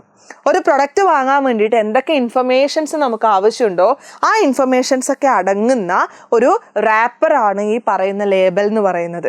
സോ ഇതിനെന്തൊക്കെ ഉണ്ടാവും? അതിൻ്റെ ക്വാളിറ്റി എത്രയാണ്, അതിനെത്ര സൈസ് ഉണ്ട്, അതിനെത്ര പ്രൈസ് ഉണ്ട്, അതിലെന്തൊക്കെ സാധനങ്ങൾ അവർ ഇൻക്ലൂഡ് ചെയ്തിട്ടുണ്ട്, അല്ലെങ്കിൽ ഇത് എവിടെയാണ് മാനുഫാക്ചർ ചെയ്തത്, എത്ര കാലം നമുക്കിത് യൂസ് ചെയ്യാൻ പറ്റും തുടങ്ങിയിട്ടുള്ള കാര്യങ്ങളൊക്കെ ഈ ലേബലിൽ നമുക്ക് കാണാൻ വേണ്ടിയിട്ട് സാധിക്കും. Now coming to branding. എന്താ ബ്രാൻഡിങ് എന്ന് വെച്ച് കഴിഞ്ഞാൽ the act of giving a special name, symbol, design or a combination of all these factors to a product in order to distinguish that from others. അതായത് മറ്റ് പ്രൊഡക്റ്റുകളിൽ നിന്ന് നമ്മുടെ product വളരെ അടിപൊളിയാവാൻ വേണ്ടിയിട്ട് നമ്മൾ കൊടുക്കുന്ന പേരാവാം, അല്ലെങ്കിൽ അതിന് യൂസ് ചെയ്യുന്ന കളേഴ്സ് ആവാം, ഇനി അതും അല്ലെങ്കിൽ സിംബൽസ് ആവാം. ഇതിനെയാണ് നമ്മൾ ബ്രാൻഡിങ് എന്ന് പറയുന്നത്. നൈക്കിൻ്റെ ഷൂസ് എവിടെ കണ്ടാലും നിങ്ങൾക്ക് മനസ്സിലാവും അല്ലേ? അതുപോലെ തന്നെ സ്കൈ ബാഗ് എന്ന് എവിടെ കണ്ടു കഴിഞ്ഞാലല്ലേ, സ്കൈ ബാഗിൻ്റെ ഒരു മോഡൽ കണ്ടു കഴിഞ്ഞാൽ അതിൻ്റെ കളർ കോമ്പിനേഷൻ കണ്ടു കഴിഞ്ഞാൽ നിങ്ങൾക്ക് മനസ്സിലാവും. അങ്ങനെ ഓരോന്നിനും ഓരോ ബ്രാൻഡ് ക്രിയേറ്റ് ചെയ്യാറുണ്ട് നമ്മൾ. എന്തിനു വേണ്ടിയിട്ട്? ബാക്കിയുള്ള പ്രൊഡക്ട്സിൽ നിന്ന് ഒരുപാട് ബാഗുകൾ ഇങ്ങനെ കൂട്ടി വെച്ചതിൽ നിങ്ങൾക്ക് പെട്ടെന്ന് അത് അമേരിക്കൻ ടൂറിസ്റ്ററിൻ്റെ ബാഗല്ലേ, അതൊന്ന് നോക്കട്ടെ എന്ന് പറയാൻ നിങ്ങൾക്ക് പറ്റണം. അതാണ് ബ്രാൻഡിങ് എന്ന് പറയുന്നത്. ഓക്കെ, ഈ ബ്രാൻഡ് നെയിം നമുക്ക് എന്തിന് സഹായിക്കുന്നുണ്ട്? നമ്മുടെ പ്രൊഡക്റ്റ് ഡിഫറൻസിയേഷന് സഹായിക്കുന്നുണ്ട്. ഇനിയുള്ളത് പ്രൊഡക്റ്റിൻ്റെ പ്രൈസിങ് ആണ്. ഈ പ്രൊഡക്റ്റിൻ്റെ പ്രൈസിങ്, ബ്രാൻഡിങ്, പാക്കേജിംഗ് ഒക്കെ നമ്മൾ ഡീറ്റെയിൽ ആയിട്ട് പഠിക്കും. പ്രൈസിങ് ഓഫ് എ പ്രൊഡക്റ്റ് എന്ന് വെച്ച് കഴിഞ്ഞാൽ നമ്മുടെ പ്രൊഡക്റ്റിന് നമ്മൾ പ്രൈസ് ഫിക്സ് ചെയ്യുന്ന ഒരു പ്രോസസ്സാണ്. വെറുതെ ഓക്കെ ഞാൻ ഈ വാച്ച് ഉണ്ടാക്കി, ഓക്കെ ഈ വാച്ചിനൊരു 500 രൂപ വാങ്ങിച്ചേക്കാം എന്ന് പറഞ്ഞിട്ട് പ്രൊഡക്റ്റിന് പ്രൈസ് ഫിക്സ് ചെയ്യാൻ പറ്റുമോ? ഒരിക്കലും പറ്റില്ല. നമ്മൾ വളരെ കെയർഫുൾ ആയിട്ട് ചെയ്യേണ്ടുന്ന ഒരു കാര്യമാണ്. നമ്മൾ എത്രത്തോളം പ്രൈസ് ഫിക്സ് ചെയ്യുന്നോ ആ പ്രൈസിന് ഡിപ്പെൻഡ് ചെയ്തിരിക്കും നമുക്ക് എത്ര സെയിലുണ്ട്, നമുക്ക് എത്ര പ്രോഫിറ്റ് ഉണ്ട് എന്നുള്ളത്. എപ്പോഴും നമ്മുടെ കോസ്റ്റ് കവർ ചെയ്യുന്ന രീതിയിലാണ് നമ്മൾ എന്ത് ഫിക്സ് ചെയ്യേണ്ടത്? നമ്മൾ പ്രൊഡക്റ്റിന് പ്രൈസ് ഫിക്സ് ചെയ്യേണ്ടത്. Cost of production, demand for the product and competition, ഇതൊക്കെ നമ്മൾ കൺസിഡർ ചെയ്യാറുണ്ട്. ഇനി നമ്മൾ പോകുന്നത് കസ്റ്റമർ സപ്പോർട്ട് സർവീസിലേക്കാണ്. നിങ്ങളൊരു ഫ്രിഡ്ജ് വാങ്ങുന്ന സമയത്ത്, നിങ്ങളൊരു AC വാങ്ങുന്ന സമയത്ത്, ഒരു TV വാങ്ങുന്ന സമയത്ത് നിങ്ങൾ ആദ്യം ആലോചിക്കുന്നത് എന്താ? ഇത് കേടായി കഴിഞ്ഞാൽ അവർ നേരാക്കാൻ വീട്ടിലോട്ട് വരുമോ? നമ്മൾ ചോദിക്കാറുണ്ട് അല്ലേ? എന്തെങ്കിലും റിപ്പയറിങ് അതിന് വന്നു കഴിഞ്ഞാൽ നിങ്ങൾ വീട്ടിൽ വന്ന് ചെയ്യില്ലേ? ആ സർവീസ് ഉണ്ടാവില്ലേ? അതിനെയാണ് നമ്മൾ എന്ത് പറയുന്നത്? കസ്റ്റമർ സപ്പോർട്ട് സർവീസ് എന്ന് പറയുന്നത്. ഇനി അതും അല്ലെങ്കിൽ നിങ്ങൾ എന്തെങ്കിലും ഒരു സർവീസ് യൂസ് ചെയ്തു, ഒരു പ്രൊഡക്റ്റ് യൂസ് ചെയ്തു, അതിന് എന്തെങ്കിലും കൺഫ്യൂഷൻ വരുന്നൊരു പോർഷനിൽ നിങ്ങൾക്ക് വിളിച്ച് ചോദിക്കാൻ പറ്റണം. അല്ലെങ്കിൽ ഇപ്പോൾ ബാങ്കിൽ നിങ്ങൾക്ക് എന്തെങ്കിലും ഒരു ട്രാൻസാക്ഷൻ ഫെയിലായി, ഇനി അതും അല്ലെങ്കിൽ നിങ്ങളുടെ അക്കൗണ്ടിൽ നിന്ന് നിങ്ങൾ അറിയാതെ 500 രൂപ പോയി, നിങ്ങൾക്ക് ബാങ്കിൽ വിളിച്ച് ചോദിക്കാൻ പറ്റണം, എൻ്റെ അക്കൗണ്ടിൽ നിന്ന് 500 രൂപ പോയിട്ടുണ്ട്, വൈ? അപ്പോൾ ഇങ്ങനെ നിങ്ങൾക്ക് വിളിച്ച് ചോദിക്കാൻ പറ്റുന്നില്ലേ? അതെന്തുകൊണ്ടാണ്? ബാങ്കിന് ഒരു ഉപഭോക്തൃ പിന്തുണ സേവനം ഉള്ളത് കൊണ്ട് തന്നെയാണ്. So these are after sale services handling customer complaints, maintenance service, technical services and customer information. All these services are required to provide maximum satisfaction to the customer. നമ്മൾ പ്രൊഡക്റ്റ് സെയിൽ ചെയ്തതിന് ശേഷം വീണ്ടും നമ്മൾ അവർക്ക് കൊടുക്കുന്ന സർവീസസിനെയാണ് നമ്മൾ കസ്റ്റമർ സർവീസസ് എന്ന് പറയുന്നത്. ഇനിയുള്ളത് പ്രൊമോഷൻ ആണ്. മാർക്കറ്റിങ്ങിനെ സംബന്ധിച്ച് പ്രൊമോഷനും വളരെ ഇമ്പോർട്ടൻ്റ് ആയിട്ടുള്ള ഒരു ഫംഗ്ഷൻ ആണ്. So it refers to the use of various communication tools to inform and persuade customers about the firm's product. എൻ്റെ പ്രൊഡക്റ്റ് മാർക്കറ്റിൽ ഉണ്ട് എന്ന് നിങ്ങളെ അറിയിക്കാനും അത് നിങ്ങളെ കൊണ്ട് വാങ്ങിപ്പിക്കാനും ഞാൻ ചെയ്യുന്ന ആക്ടിവിറ്റീസിനെ എനിക്ക് എന്ത് പറയാം? പ്രൊമോഷൻ എന്ന് പറയാം. ഇനിയുള്ളത് ഫിസിക്കൽ ഡിസ്ട്രിബ്യൂഷൻ അഥവാ ഭൗതിക വിതരണമാണ്. എന്താ ഫിസിക്കൽ ഡിസ്ട്രിബ്യൂഷൻ എന്ന് വെച്ച് കഴിഞ്ഞാൽ movement of goods from the place of production to the consumption point. എൻ്റെ കയ്യിൽ നിന്നും, പ്രൊഡ്യൂസ് ചെയ്ത ആളുടെ കയ്യിൽ നിന്നും ഇത് വാങ്ങാൻ ഉദ്ദേശിക്കുന്ന അല്ലെങ്കിൽ ഉപയോഗിക്കാൻ ആഗ്രഹിക്കുന്ന ആൾക്കാരുടെ കയ്യിലേക്ക് ഈ സാധനം ഞാൻ ട്രാൻസ്ഫർ ചെയ്യുന്നതിനെയാണ് ഞാൻ ഫിസിക്കൽ ഡിസ്ട്രിബ്യൂഷൻ അഥവാ ഭൗതിക വിതരണം എന്ന് പറയാം. ഇവിടെ 2 ഡിസിഷൻസ് ആണ് നമ്മൾ എടുക്കേണ്ടത്. ഒന്ന് decision regarding the channels of distribution, 2 physical movement of the product. അതായത് ഏത് ചാനൽ ഞാൻ യൂസ് ചെയ്യണം? ഡയറക്റ്റ് ചാനൽ വേണോ? ഇനി എന്തെങ്കിലും 2 ലെവൽ വേണോ? 3 ലെവൽ വേണോ? ഡയറക്റ്റായിട്ട് ഞാൻ കൊടുക്കണോ? ഒരു ഏജന്റിനെ വെക്കണോ? എന്നുള്ള രീതിയിലുള്ള കാര്യങ്ങളും അതുപോലെ തന്നെ ഈ സാധനങ്ങൾ അവർക്ക് എത്തിച്ചു കൊടുക്കണ്ടേ എന്നുള്ള തീരുമാനങ്ങളും. ഇനിയുള്ളത് ട്രാൻസ്പോർട്ടേഷൻ ആണ്. എത്തിച്ചു കൊടുക്കണം അല്ലേ? ട്രാൻസ്പോർട്ടേഷൻ എന്ന് വെച്ച് കഴിഞ്ഞാൽ one place to another നമ്മൾ പ്രൊഡക്റ്റ് നമ്മൾ മൂവ് ചെയ്യുന്നതിനെയാണ് പറയുക. So thus it provides place utility എന്ന് വെച്ച് കഴിഞ്ഞാൽ ഈ സാധനം ഞങ്ങളുടെ നാട്ടിൽ കിട്ടില്ലല്ലോ, അതുകൊണ്ട് ഉപയോഗിക്കാൻ പറ്റില്ല എന്നുള്ള പ്രശ്നം ഉണ്ടല്ലോ, ആ ഒരു പ്ലേസിൻ്റെ ഇഷ്യൂ സോൾവ് ചെയ്യുന്നത് ഈ പറയുന്ന ട്രാൻസ്പോർട്ടേഷൻ ആണ്. ഇനി നമ്മൾ നോക്കുന്നത് സ്റ്റോറേജ് ആൻഡ് വെയർ ഹൗസിങ്ങിനെ കുറിച്ചിട്ടാണ്. സംഭരണവും സംഭരണശാലകളും. പലപ്പോഴും നമ്മുടെ പ്രൊഡക്റ്റ് നമുക്ക് സ്റ്റോർ ചെയ്യേണ്ടതായിട്ട് വരാം. അതായത് നമ്മൾ ഒരുപാട് പ്രൊഡ്യൂസ് ചെയ്തു, അത്രയും ഡിമാൻഡ് ഉണ്ടായിട്ടില്ല, ഡിമാൻഡ് ഉണ്ടാവാൻ പോകുന്നതേ ഉള്ളൂ, ആൾക്കാർ വാങ്ങി തുടങ്ങുന്നതേ ഉള്ളൂ, മഴക്കാലമായിട്ടില്ല, കുടയുടെ ഡിമാൻഡ് വരും, അതുവരെ നമുക്ക് എന്ത് ചെയ്യണം? നമ്മൾ കുടകൾ പ്രൊഡ്യൂസ് ചെയ്തുകൊണ്ടിരിക്കണം, എന്നിട്ട് നമ്മളതൊരു സ്ഥലത്ത് സ്റ്റോർ ചെയ്യണം. ഈ ഒരു കൺസെപ്റ്റാണ് നമ്മളിവിടെ പറയാൻ പോകുന്നത്.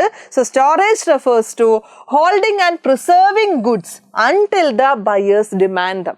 സാധനങ്ങൾ വാങ്ങിക്കാൻ ആൾക്കാർ മുന്നോട്ട് വരുന്നത് വരെ നമ്മളത് സൂക്ഷിച്ചു വെക്കുന്നതിനെയാണ് നമ്മൾ സ്റ്റോറേജ് എന്ന് പറയുന്നത്. സോ ബൾക്ക് പ്രൊഡക്ഷൻ ഉണ്ടാക്കാൻ ഇത് സഹായിക്കുന്നുണ്ട്. അതായത് നമ്മൾ ഡിമാൻഡ് വരാൻ പോവുകയാണ്, അതിലേക്ക് വേണ്ടിയിട്ട് നമ്മൾ ഒരുപാട് പ്രൊഡ്യൂസ് ചെയ്യണം. ആ പ്രൊഡ്യൂസ് ചെയ്യണമെങ്കിൽ നമുക്കിതൊക്കെ പ്രൊഡ്യൂസ് ചെയ്ത് എവിടെയെങ്കിലുമൊക്കെ സൂക്ഷിക്കാൻ പറ്റണം. സോ അതാണ് ഈ സ്റ്റോറേജ് ഫെസിലിറ്റേറ്റ് ചെയ്യുന്നത്. ഇൻ വെയർ ഹൗസിംഗ് എന്ന് വെച്ച് കഴിഞ്ഞാൽ ഈ സാധനങ്ങൾ നമ്മൾ സൂക്ഷിക്കുന്ന സ്ഥലം അല്ലെങ്കിൽ ആ ഒരു പ്രോസസ്സിനെയാണ് നമ്മൾ പറയാം. ഓക്കെ, ഇനി റോൾ ഓഫ് മാർക്കറ്റിംഗ്. മാർക്കറ്റിങ്ങിൻ്റെ റോള് എന്താണ് നമുക്ക് നോക്കാം. ആദ്യം നമ്മൾ നോക്കുന്നത് ഒരു കമ്പനിയിൽ അല്ലെങ്കിൽ ഒരു സ്ഥാപനത്തിൽ അതിൻ്റെ പങ്ക് എന്താണ് എന്നുള്ളതാണ്. ആക്ച്വലി ഒരു കമ്പനിക്ക് എന്താണ് ആവശ്യം? ബേസിക്കലി ഒരു കമ്പനീനെ സംബന്ധിച്ച് അവർക്ക് മാക്സിമം പ്രോഫിറ്റ് ഉണ്ടാവണം, അതിലൂടെ അവർക്ക് മാർക്കറ്റിൽ സർവൈവ് ചെയ്യാൻ പറ്റണം, അതുപോലെ അവർക്ക് വളരാൻ വേണ്ടിയിട്ട് പറ്റണം. ഇതിന് മാർക്കറ്റിംഗ് സഹായിക്കുന്നുണ്ട്. എങ്ങനെയാണ് സഹായിക്കുന്നത് അല്ലേ? എങ്ങനെ സഹായിക്കുന്നു എന്നുള്ളതാണ് നമ്മുടെ ഉത്തരം. ഓക്കെ, എങ്ങനെ സഹായിക്കുന്നുണ്ട്? നിങ്ങൾ നോക്ക്, മോഡേൺ മാർക്കറ്റിംഗ് കസ്റ്റമർ ഓറിയൻറ്റഡ് ആണ്, വിച്ച് മീൻസ് കസ്റ്റമർ ആണ് കിങ് എന്നാണ് ഇവരെപ്പോഴും പറയുന്നത്. സോ എല്ലാ മാർക്കറ്റിംഗ് ആക്ടിവിറ്റീസും ഡയറക്റ്റ് ചെയ്യുന്നത് കസ്റ്റമേഴ്സിൻ്റെ സാറ്റിസ്ഫാക്ഷനിലാണ്. അതുപോലെ കസ്റ്റമേഴ്സിന് ഈ ഒരു പ്രൊഡക്റ്റിൽ തന്നെ പിടിച്ചു നിർത്താൻ വേണ്ടിയിട്ടാണ്. അവർ ഈ ഒരു പ്രൊഡക്റ്റ് വിട്ട് പോവരുത് എന്നുള്ളതാണ് ഇവരുടെ മെയിൻ ആയിട്ടുള്ള എയിം. അതിന് സഹായിക്കുന്നത് എങ്ങനെയാണെന്നറിയോ? ഇവർ മാർക്കറ്റ് ചെയ്യുന്ന സമയത്ത് പ്രൊഡക്റ്റ് അവർ യൂസ് ചെയ്യുന്നു, അവർ ക്വാളിറ്റി മെയിൻറ്റെയിൻ ചെയ്യുന്നു, ക്വാണ്ടിറ്റി മെയിൻറ്റെയിൻ ചെയ്യുന്നു, കസ്റ്റമേഴ്സ് ആഫ്റ്റർ സെയിൽ സർവീസുകൾ കൊടുക്കുന്നു, നമ്മൾ ഈ കണ്ട മാർക്കറ്റിംഗ് ഫങ്ഷൻസ് ഒക്കെ ഇല്ലേ, അതൊക്കെ നമ്മൾ ചെയ്യുന്ന സമയത്ത് ഈ കസ്റ്റമർ എന്ത് ചെയ്യുകയാണ്, നമ്മുടെ പ്രൊഡക്റ്റിൽ തന്നെ സ്റ്റിക്ക് ഓൺ ചെയ്യുകയാണ്. അത് നമ്മുടെ പ്രൊഡക്റ്റിന് ഏറ്റവും വലിയ, നമ്മുടെ കമ്പനിക്ക് ഏറ്റവും വലിയ അസറ്റായിട്ട് മാറുകയാണ്.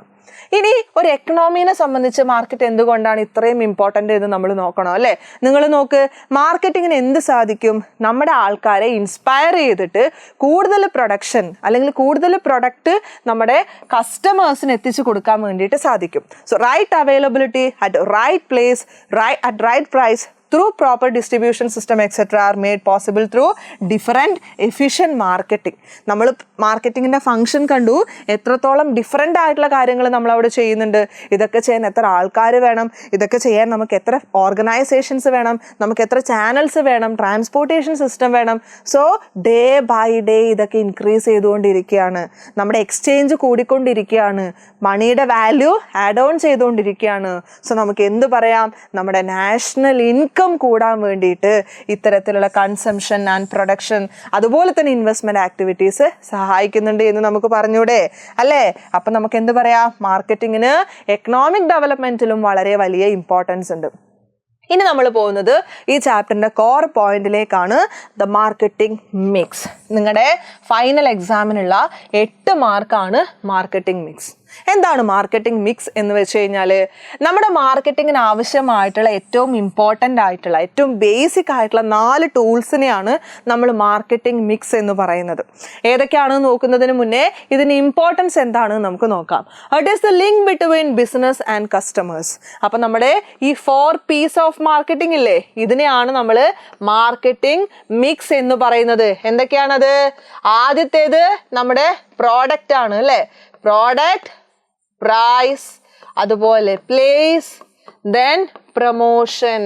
ഇതാണ് നമ്മുടെ 4 പീസ് ഓഫ് മാർക്കറ്റിംഗ് അല്ലെങ്കിൽ മാർക്കറ്റിംഗ് മിക്സ് എന്ന് നമ്മൾ പറയുന്നത്. അപ്പം നിങ്ങളുടെ എക്സാമിന് 8 മാർക്കിന് ചോദിക്കുകയാണെങ്കിൽ ഇതുപോലെ നിങ്ങളൊരു കോളമൊക്കെ വരക്കുക, ഒരു ഡയഗ്രാം വരക്കുക, എന്നിട്ട് ഓരോ പീസും നിങ്ങൾ വെറുതെ PPP എന്ന് എഴുതിയാൽ മാത്രം പോരാ, പ്രോഡക്റ്റ്, പ്രൈസ്, പ്ലേസ്, പ്രൊമോഷൻ എന്ന് നിങ്ങൾ വരച്ച് കാണിച്ചു കൊടുക്കണം. അപ്പം 8 മാർക്ക് നിങ്ങൾക്ക് കിട്ടും. ഇത് സാധാരണയായിട്ട് ചോദിക്കാറൊന്നുമില്ല, എന്നാൽ നമുക്ക് ജസ്റ്റ് നോക്കാം. It helps to increase sales and profit. It gives equitable consideration to all marketing elements. മാർക്കറ്റിംഗിന്റെ എല്ലാ എലമെന്റ്സിനും ഈക്വൽ കൺസിഡറേഷൻ കൊടുക്കുന്നുണ്ട് എന്നാണ് പറയുന്നത്. ensure proper integration of elements. It ensures customer satisfaction. ഇനി നമുക്ക് നമ്മുടെ കോർ പോയിന്റിലേക്ക് പോവാം, എലമെന്റ്സ് ഓഫ് മാർക്കറ്റിംഗ് മിക്സ്. അപ്പോൾ ഫിലിപ്പ് കോട്ട്ലറിന്റെ വളരെ മനോഹരമായിട്ടുള്ള ഒരു ഡെഫിനേഷൻ ഇവിടെ ഉണ്ട്. ഇത് നിങ്ങൾ പഠിക്കുകയാണെങ്കിൽ കുറച്ചും കൂടി അടിപൊളിയായിരിക്കും. എന്താ പറയുന്നത്? Marketing mix is a set of marketing tools that the firm uses to pursue its marketing objectives in the target market. നമ്മൾ ഉദ്ദേശിക്കുന്ന ടാർഗറ്റ് മാർക്കറ്റിൽ ആൾക്കാരെ കൊണ്ട് സാധനങ്ങൾ വാങ്ങിപ്പിക്കാൻ വേണ്ടിയിട്ട് നമ്മൾ യൂസ് ചെയ്യുന്ന 4 ടൂൾസിന്റെ കോമ്പിനേഷനെയാണ് നമ്മൾ മാർക്കറ്റിംഗ് മിക്സ് എന്ന് പറയുന്നത്. ഒന്നാമത്തേത് നമ്മുടെ പ്രൊഡക്റ്റ് മിക്സ്. എന്താ പ്രൊഡക്റ്റ് മിക്സ് എന്ന് വെച്ച് കഴിഞ്ഞാൽ, ഒരു പ്രൊഡക്റ്റ് എന്ന് പറഞ്ഞു കഴിഞ്ഞാൽ എന്താണ്? നമ്മൾ വാല്യൂ ഉള്ള എന്തെങ്കിലും നമ്മുടെ മാർക്കറ്റിലേക്ക് സെല്ല് ചെയ്യാൻ വേണ്ടിയിട്ട് ഓഫർ ചെയ്യുന്നതിനെയാണ് നമ്മൾ പ്രൊഡക്റ്റ് എന്ന് പറയുന്നത്. In marketing mix, product refers to planning, developing and producing right type of products and services. നമ്മളിത് പ്ലാൻ ചെയ്യണം, ഇത് ഡെവലപ്പ് ചെയ്യണം, ഇത് പ്രൊഡ്യൂസ് ചെയ്യണം. ഈ ഒരു എൻറ്റയർ പ്രോസസ്സിനെ നമുക്ക് പ്രൊഡക്റ്റ് മിക്സ് എന്ന് പറയാൻ വേണ്ടിയിട്ട് പറ്റും. ഇതിൽ എന്തൊക്കെ ഡിസിഷൻസ് വരും? ക്വാളിറ്റിയുടെ ഡിസിഷൻസ് വരും, സൈസ് എത്രയായിരിക്കണം, അതിൻ്റെ ഡിസൈൻ എങ്ങനെയായിരിക്കണം, അതിൻ്റെ packaging, labelling, the whole range of products offered by a firm is called product mix. ഇവിടെയാണ് നമ്മുടെ മെയിൻ പോയിന്റ് ഉള്ളത്. നമ്മളൊരു ഹോൾ പ്രോഡക്റ്റ് ഓഫർ ചെയ്യുന്നതിനെയാണ് നമ്മൾ പ്രോഡക്റ്റ് മിക്സ് എന്ന് പറയുന്നത്. അത് ഡീറ്റെയിൽ ആയിട്ട് ഇൻഡിവിജ്വലി നമ്മൾ പഠിക്കുന്ന സമയത്ത് നിങ്ങൾക്ക് കുറച്ചുകൂടി മനസ്സിലാവും. അപ്പോൾ ഉൽപ്പന്നം എന്നാൽ എന്താണ്, പ്രൊഡക്റ്റ് മിക്സ് എന്താണ് എന്നുള്ളതൊക്കെ നമ്മൾ ഡീറ്റെയിൽ ആയിട്ട് പഠിച്ചിട്ടുണ്ട്. അടുത്തത് നമ്മൾ പ്രൈസ് മിക്സിലേക്ക് പോവുകയാണ്. എന്താണ് പ്രൈസ് എന്ന് വെച്ച് കഴിഞ്ഞാൽ, defined as the exchange of goods or services in terms of money. നമ്മൾ പണത്തിൻ്റെ മൂല്യത്തിന് വെച്ച് പ്രൊഡക്റ്റ് കൈമാറ്റം ചെയ്യുന്നുണ്ടെങ്കിൽ നമ്മൾ അതിനെയാണ് പ്രൈസ് മിക്സ് ആയിട്ട് പറയുക. ഇതിൽ എന്തൊക്കെയാണ് വരിക? യഥാർത്ഥ പ്രൈസ് നിർണ്ണയിക്കുക എന്നുള്ളത്, അതുപോലെ ഒരു പ്രൊഡക്റ്റിൻ്റെ പ്രൈസ് നമ്മൾ എങ്ങനെയാണ് ചൂസ് ചെയ്യേണ്ടത്, അതിനെന്തൊക്കെ സ്ട്രാറ്റജീസ് നമ്മൾ നോക്കണം എന്നുള്ളത്, അതിന് നമ്മൾ എത്ര ഡിസ്കൗണ്ട് കൊടുക്കണം, എത്ര റിബേറ്റ്സ് കൊടുക്കണം തുടങ്ങിയിട്ടുള്ള കാര്യങ്ങൾ, അതുപോലെ ഇത് എങ്ങനെ ഡെലിവർ ചെയ്യും, ഇത് നമ്മൾ കടം കടം കൊടുക്കണോ, ഇങ്ങനെയുള്ള കാര്യങ്ങൾ നമ്മൾ ഡിസൈഡ് ചെയ്യുന്നതൊക്കെ ഈ പ്രൈസ് മിക്സിന്റെ ഭാഗമാണ്. ഇനി നമുക്ക് നമ്മുടെ പ്ലേസ് അല്ലെങ്കിൽ ഫിസിക്കൽ ഡിസ്ട്രിബ്യൂഷൻ മിക്സിലേക്ക് പോവാം. Place mix consist of all the activities involved in transferring ownership and physical position of the product to consumers. എൻ്റെ അവകാശം, ഈ പ്രൊഡക്റ്റ് ഞാൻ നിങ്ങൾക്ക് വിൽക്കുന്നുണ്ടെങ്കിൽ ഈ പ്രൊഡക്റ്റ് ഇപ്പോഴും എൻ്റെതാണ്, ഈ അവകാശം എൻ്റെ കയ്യിലാണുള്ളത്, അതുപോലെ ഇതിന് ഫിസിക്കൽ പ്രസൻസ് എൻ്റെ കൂടെയാണുള്ളത്. ഇത് രണ്ടും ഞാൻ നിങ്ങൾക്ക് കൈമാറുന്ന സമയത്താണ് ഇവിടെ ആക്ച്വലി എന്ത് സംഭവിക്കുന്നത്, ഒരു ഫിസിക്കൽ ഡിസ്ട്രിബ്യൂഷൻ നടക്കുന്നത്. So its purpose is to make the product or service available to the customers at the right time and at the right place. യഥാർത്ഥ സമയത്ത് യഥാർത്ഥ സ്ഥലത്ത് ഈ പ്രൊഡക്റ്റ് നിങ്ങൾക്ക് ഞാൻ അവൈലബിൾ ആക്കിയിട്ടില്ലെങ്കിൽ നിങ്ങൾ ഈ സാധനം വാങ്ങിക്കോ, നിങ്ങൾ പൊടിയും തട്ടി വേറൊരു സാധനം എടുത്തിട്ട് പോകും അല്ലേ. അപ്പോൾ ഇതിനെയാണ് നമ്മൾ പ്ലേസ് ഓർ ഫിസിക്കൽ ഡെലിവറി എന്ന് പറയുന്നത്. ഇനി അടുത്തത് നമ്മുടെ പ്രൊമോഷൻ ആണ് അല്ലേ. സോ ഡിസ്ട്രിബ്യൂഷൻ മിക്സിൽ എന്തൊക്കെയാണ് വേണ്ടത് എന്നൊക്കെ ഇവിടെയുണ്ട്. ചാനൽസ് ഓഫ് ഡിസ്ട്രിബ്യൂഷനും ഫിസിക്കൽ ഡിസ്ട്രിബ്യൂഷനും വേണം. ഇതൊക്കെ നമ്മൾ ഡീറ്റെയിൽ ആയിട്ട് നമ്മുടെ ചാപ്റ്ററിന്റെ സെക്കൻഡ് പാർട്ടിൽ ഡിസ്കസ് ചെയ്യുന്നുണ്ട്. എന്നാൽ ഞാൻ നിങ്ങൾക്ക് ജസ്റ്റ് ഒന്ന് പറഞ്ഞു തരാം. ഫിസിക്കൽ ഡിസ്ട്രിബ്യൂഷൻ എന്ന് വെച്ച് കഴിഞ്ഞാൽ നമ്മുടെ പ്രൊഡക്റ്റ് നമ്മൾ മൂവ് ചെയ്യുന്നുണ്ടല്ലോ, ഒരു പ്ലേസിൽ നിന്ന് മറ്റൊരു പ്ലേസിലേക്ക് മൂവ് ചെയ്യുന്നുണ്ടെങ്കിൽ അതിൽ എന്തൊക്കെ ഫാക്ടേഴ്സ് ഉണ്ടാവും, ലൈക്ക് ട്രാൻസ്പോർട്ടേഷൻ ഉണ്ടാവും, പാക്കേജിങ് ഉണ്ടാവും, ഇതെല്ലാം അടങ്ങുന്നതിനാണ് നമ്മൾ ഫിസിക്കൽ ഡിസ്ട്രിബ്യൂഷൻ എന്ന് പറയുന്നത്. ഓക്കെ, ഇനിയുള്ളത് നമ്മുടെ പ്രൊമോഷൻ മിക്സ് ആണ്. എന്താ പ്രൊമോഷൻ മിക്സ് എന്ന് വെച്ച് കഴിഞ്ഞാൽ നമ്മുടെ കസ്റ്റമേഴ്സിനെ കൊണ്ട് നമ്മൾ ആ സാധനങ്ങൾ വാങ്ങിപ്പിക്കണം. ആ വാങ്ങിപ്പിക്കാൻ നമ്മൾ ഒരുപാട് കാര്യങ്ങൾ ചെയ്യും. അത് പാക്കേജിങ് ആയിരിക്കാം, അത് പ്രൈസ് ആയിരിക്കാം, അത് ലേബലിംഗ് ആയിരിക്കാം, ഡിസ്കൗണ്ട്സ് ആയിരിക്കാം, അല്ലെങ്കിൽ ഓഫറുകളായിരിക്കാം. ഇതിനൊക്കെ നമുക്ക് എന്ത് പറയാം, പ്രൊമോഷൻ മിക്സ് എന്ന് പറയാം. So promotion mix includes communication activities undertaken to inform and convince customers. നിങ്ങളെ ഈ ഒരു നിങ്ങളെ കൺവീൻസ് ചെയ്ത സാധനങ്ങൾ വാങ്ങിപ്പിക്കാൻ വേണ്ടിയിട്ട് ഞാൻ ഒരുപാട് കമ്മ്യൂണിക്കേഷൻ ടൂൾസ് യൂസ് ചെയ്യും. അത് മേ ബി യൂട്യൂബ് ആയിരിക്കാം, അല്ലെങ്കിൽ മറ്റ് സോഷ്യൽ മീഡിയാസ് ആയിരിക്കാം, ന്യൂസ് പേപ്പേഴ്സ് ആയിരിക്കാം, TV ആയിരിക്കാം. ഈ പറയുന്നതൊക്കെ നമ്മുടെ പ്രൊമോഷൻ മിക്സിൽ ഇൻക്ലൂഡ് ചെയ്തിട്ടുള്ളതാണ്. ഇനിയുള്ളത് നമ്മുടെ പ്രൊഡക്റ്റിനെ കുറിച്ച് നമ്മൾ ഇൻഡിവിജ്വലി പഠിക്കാൻ വേണ്ടിയിട്ട് പോവാണ്. എന്താണ് പ്രൊഡക്റ്റ്, ഇതിൽ എന്തൊക്കെ ആസ്പെക്റ്റുകൾ നമ്മൾ ഇൻക്ലൂഡ് ചെയ്യണം. യെസ്, അപ്പോൾ നമ്മുടെ പ്രൊഡക്റ്റ് എന്താണ് എന്നുള്ളത് ഫിലിപ്പ് കോട്ട്ലർ ഇവിടെ പറയുന്നുണ്ട്. നമ്മൾ ഓൾറെഡി ഡിസ്കസ് ചെയ്തതാണ് അല്ലേ. എന്തെങ്കിലും വാല്യൂ ഉള്ളത് നമ്മൾ ഓഫർ ചെയ്യുന്നുണ്ടെങ്കിൽ നമുക്കതിനെ പ്രൊഡക്റ്റ് എന്ന് വിളിക്കാം. സോ അദ്ദേഹത്തിൻ്റെ ഭാഷയിൽ പറയുകയാണെങ്കിൽ product is anything that can be offered to a market for attention, acquisition, use or consumption that might satisfy a want or need. ഒരു നീഡ് അല്ലെങ്കിൽ ഒരു വാണ്ട് സാറ്റിസ്ഫൈ ചെയ്യുന്ന വാല്യൂ ഉള്ള എന്തിനേയും നമുക്ക് പ്രൊഡക്റ്റ് എന്ന് വിളിക്കാം എന്നാണ് അദ്ദേഹം പറയുന്നത്.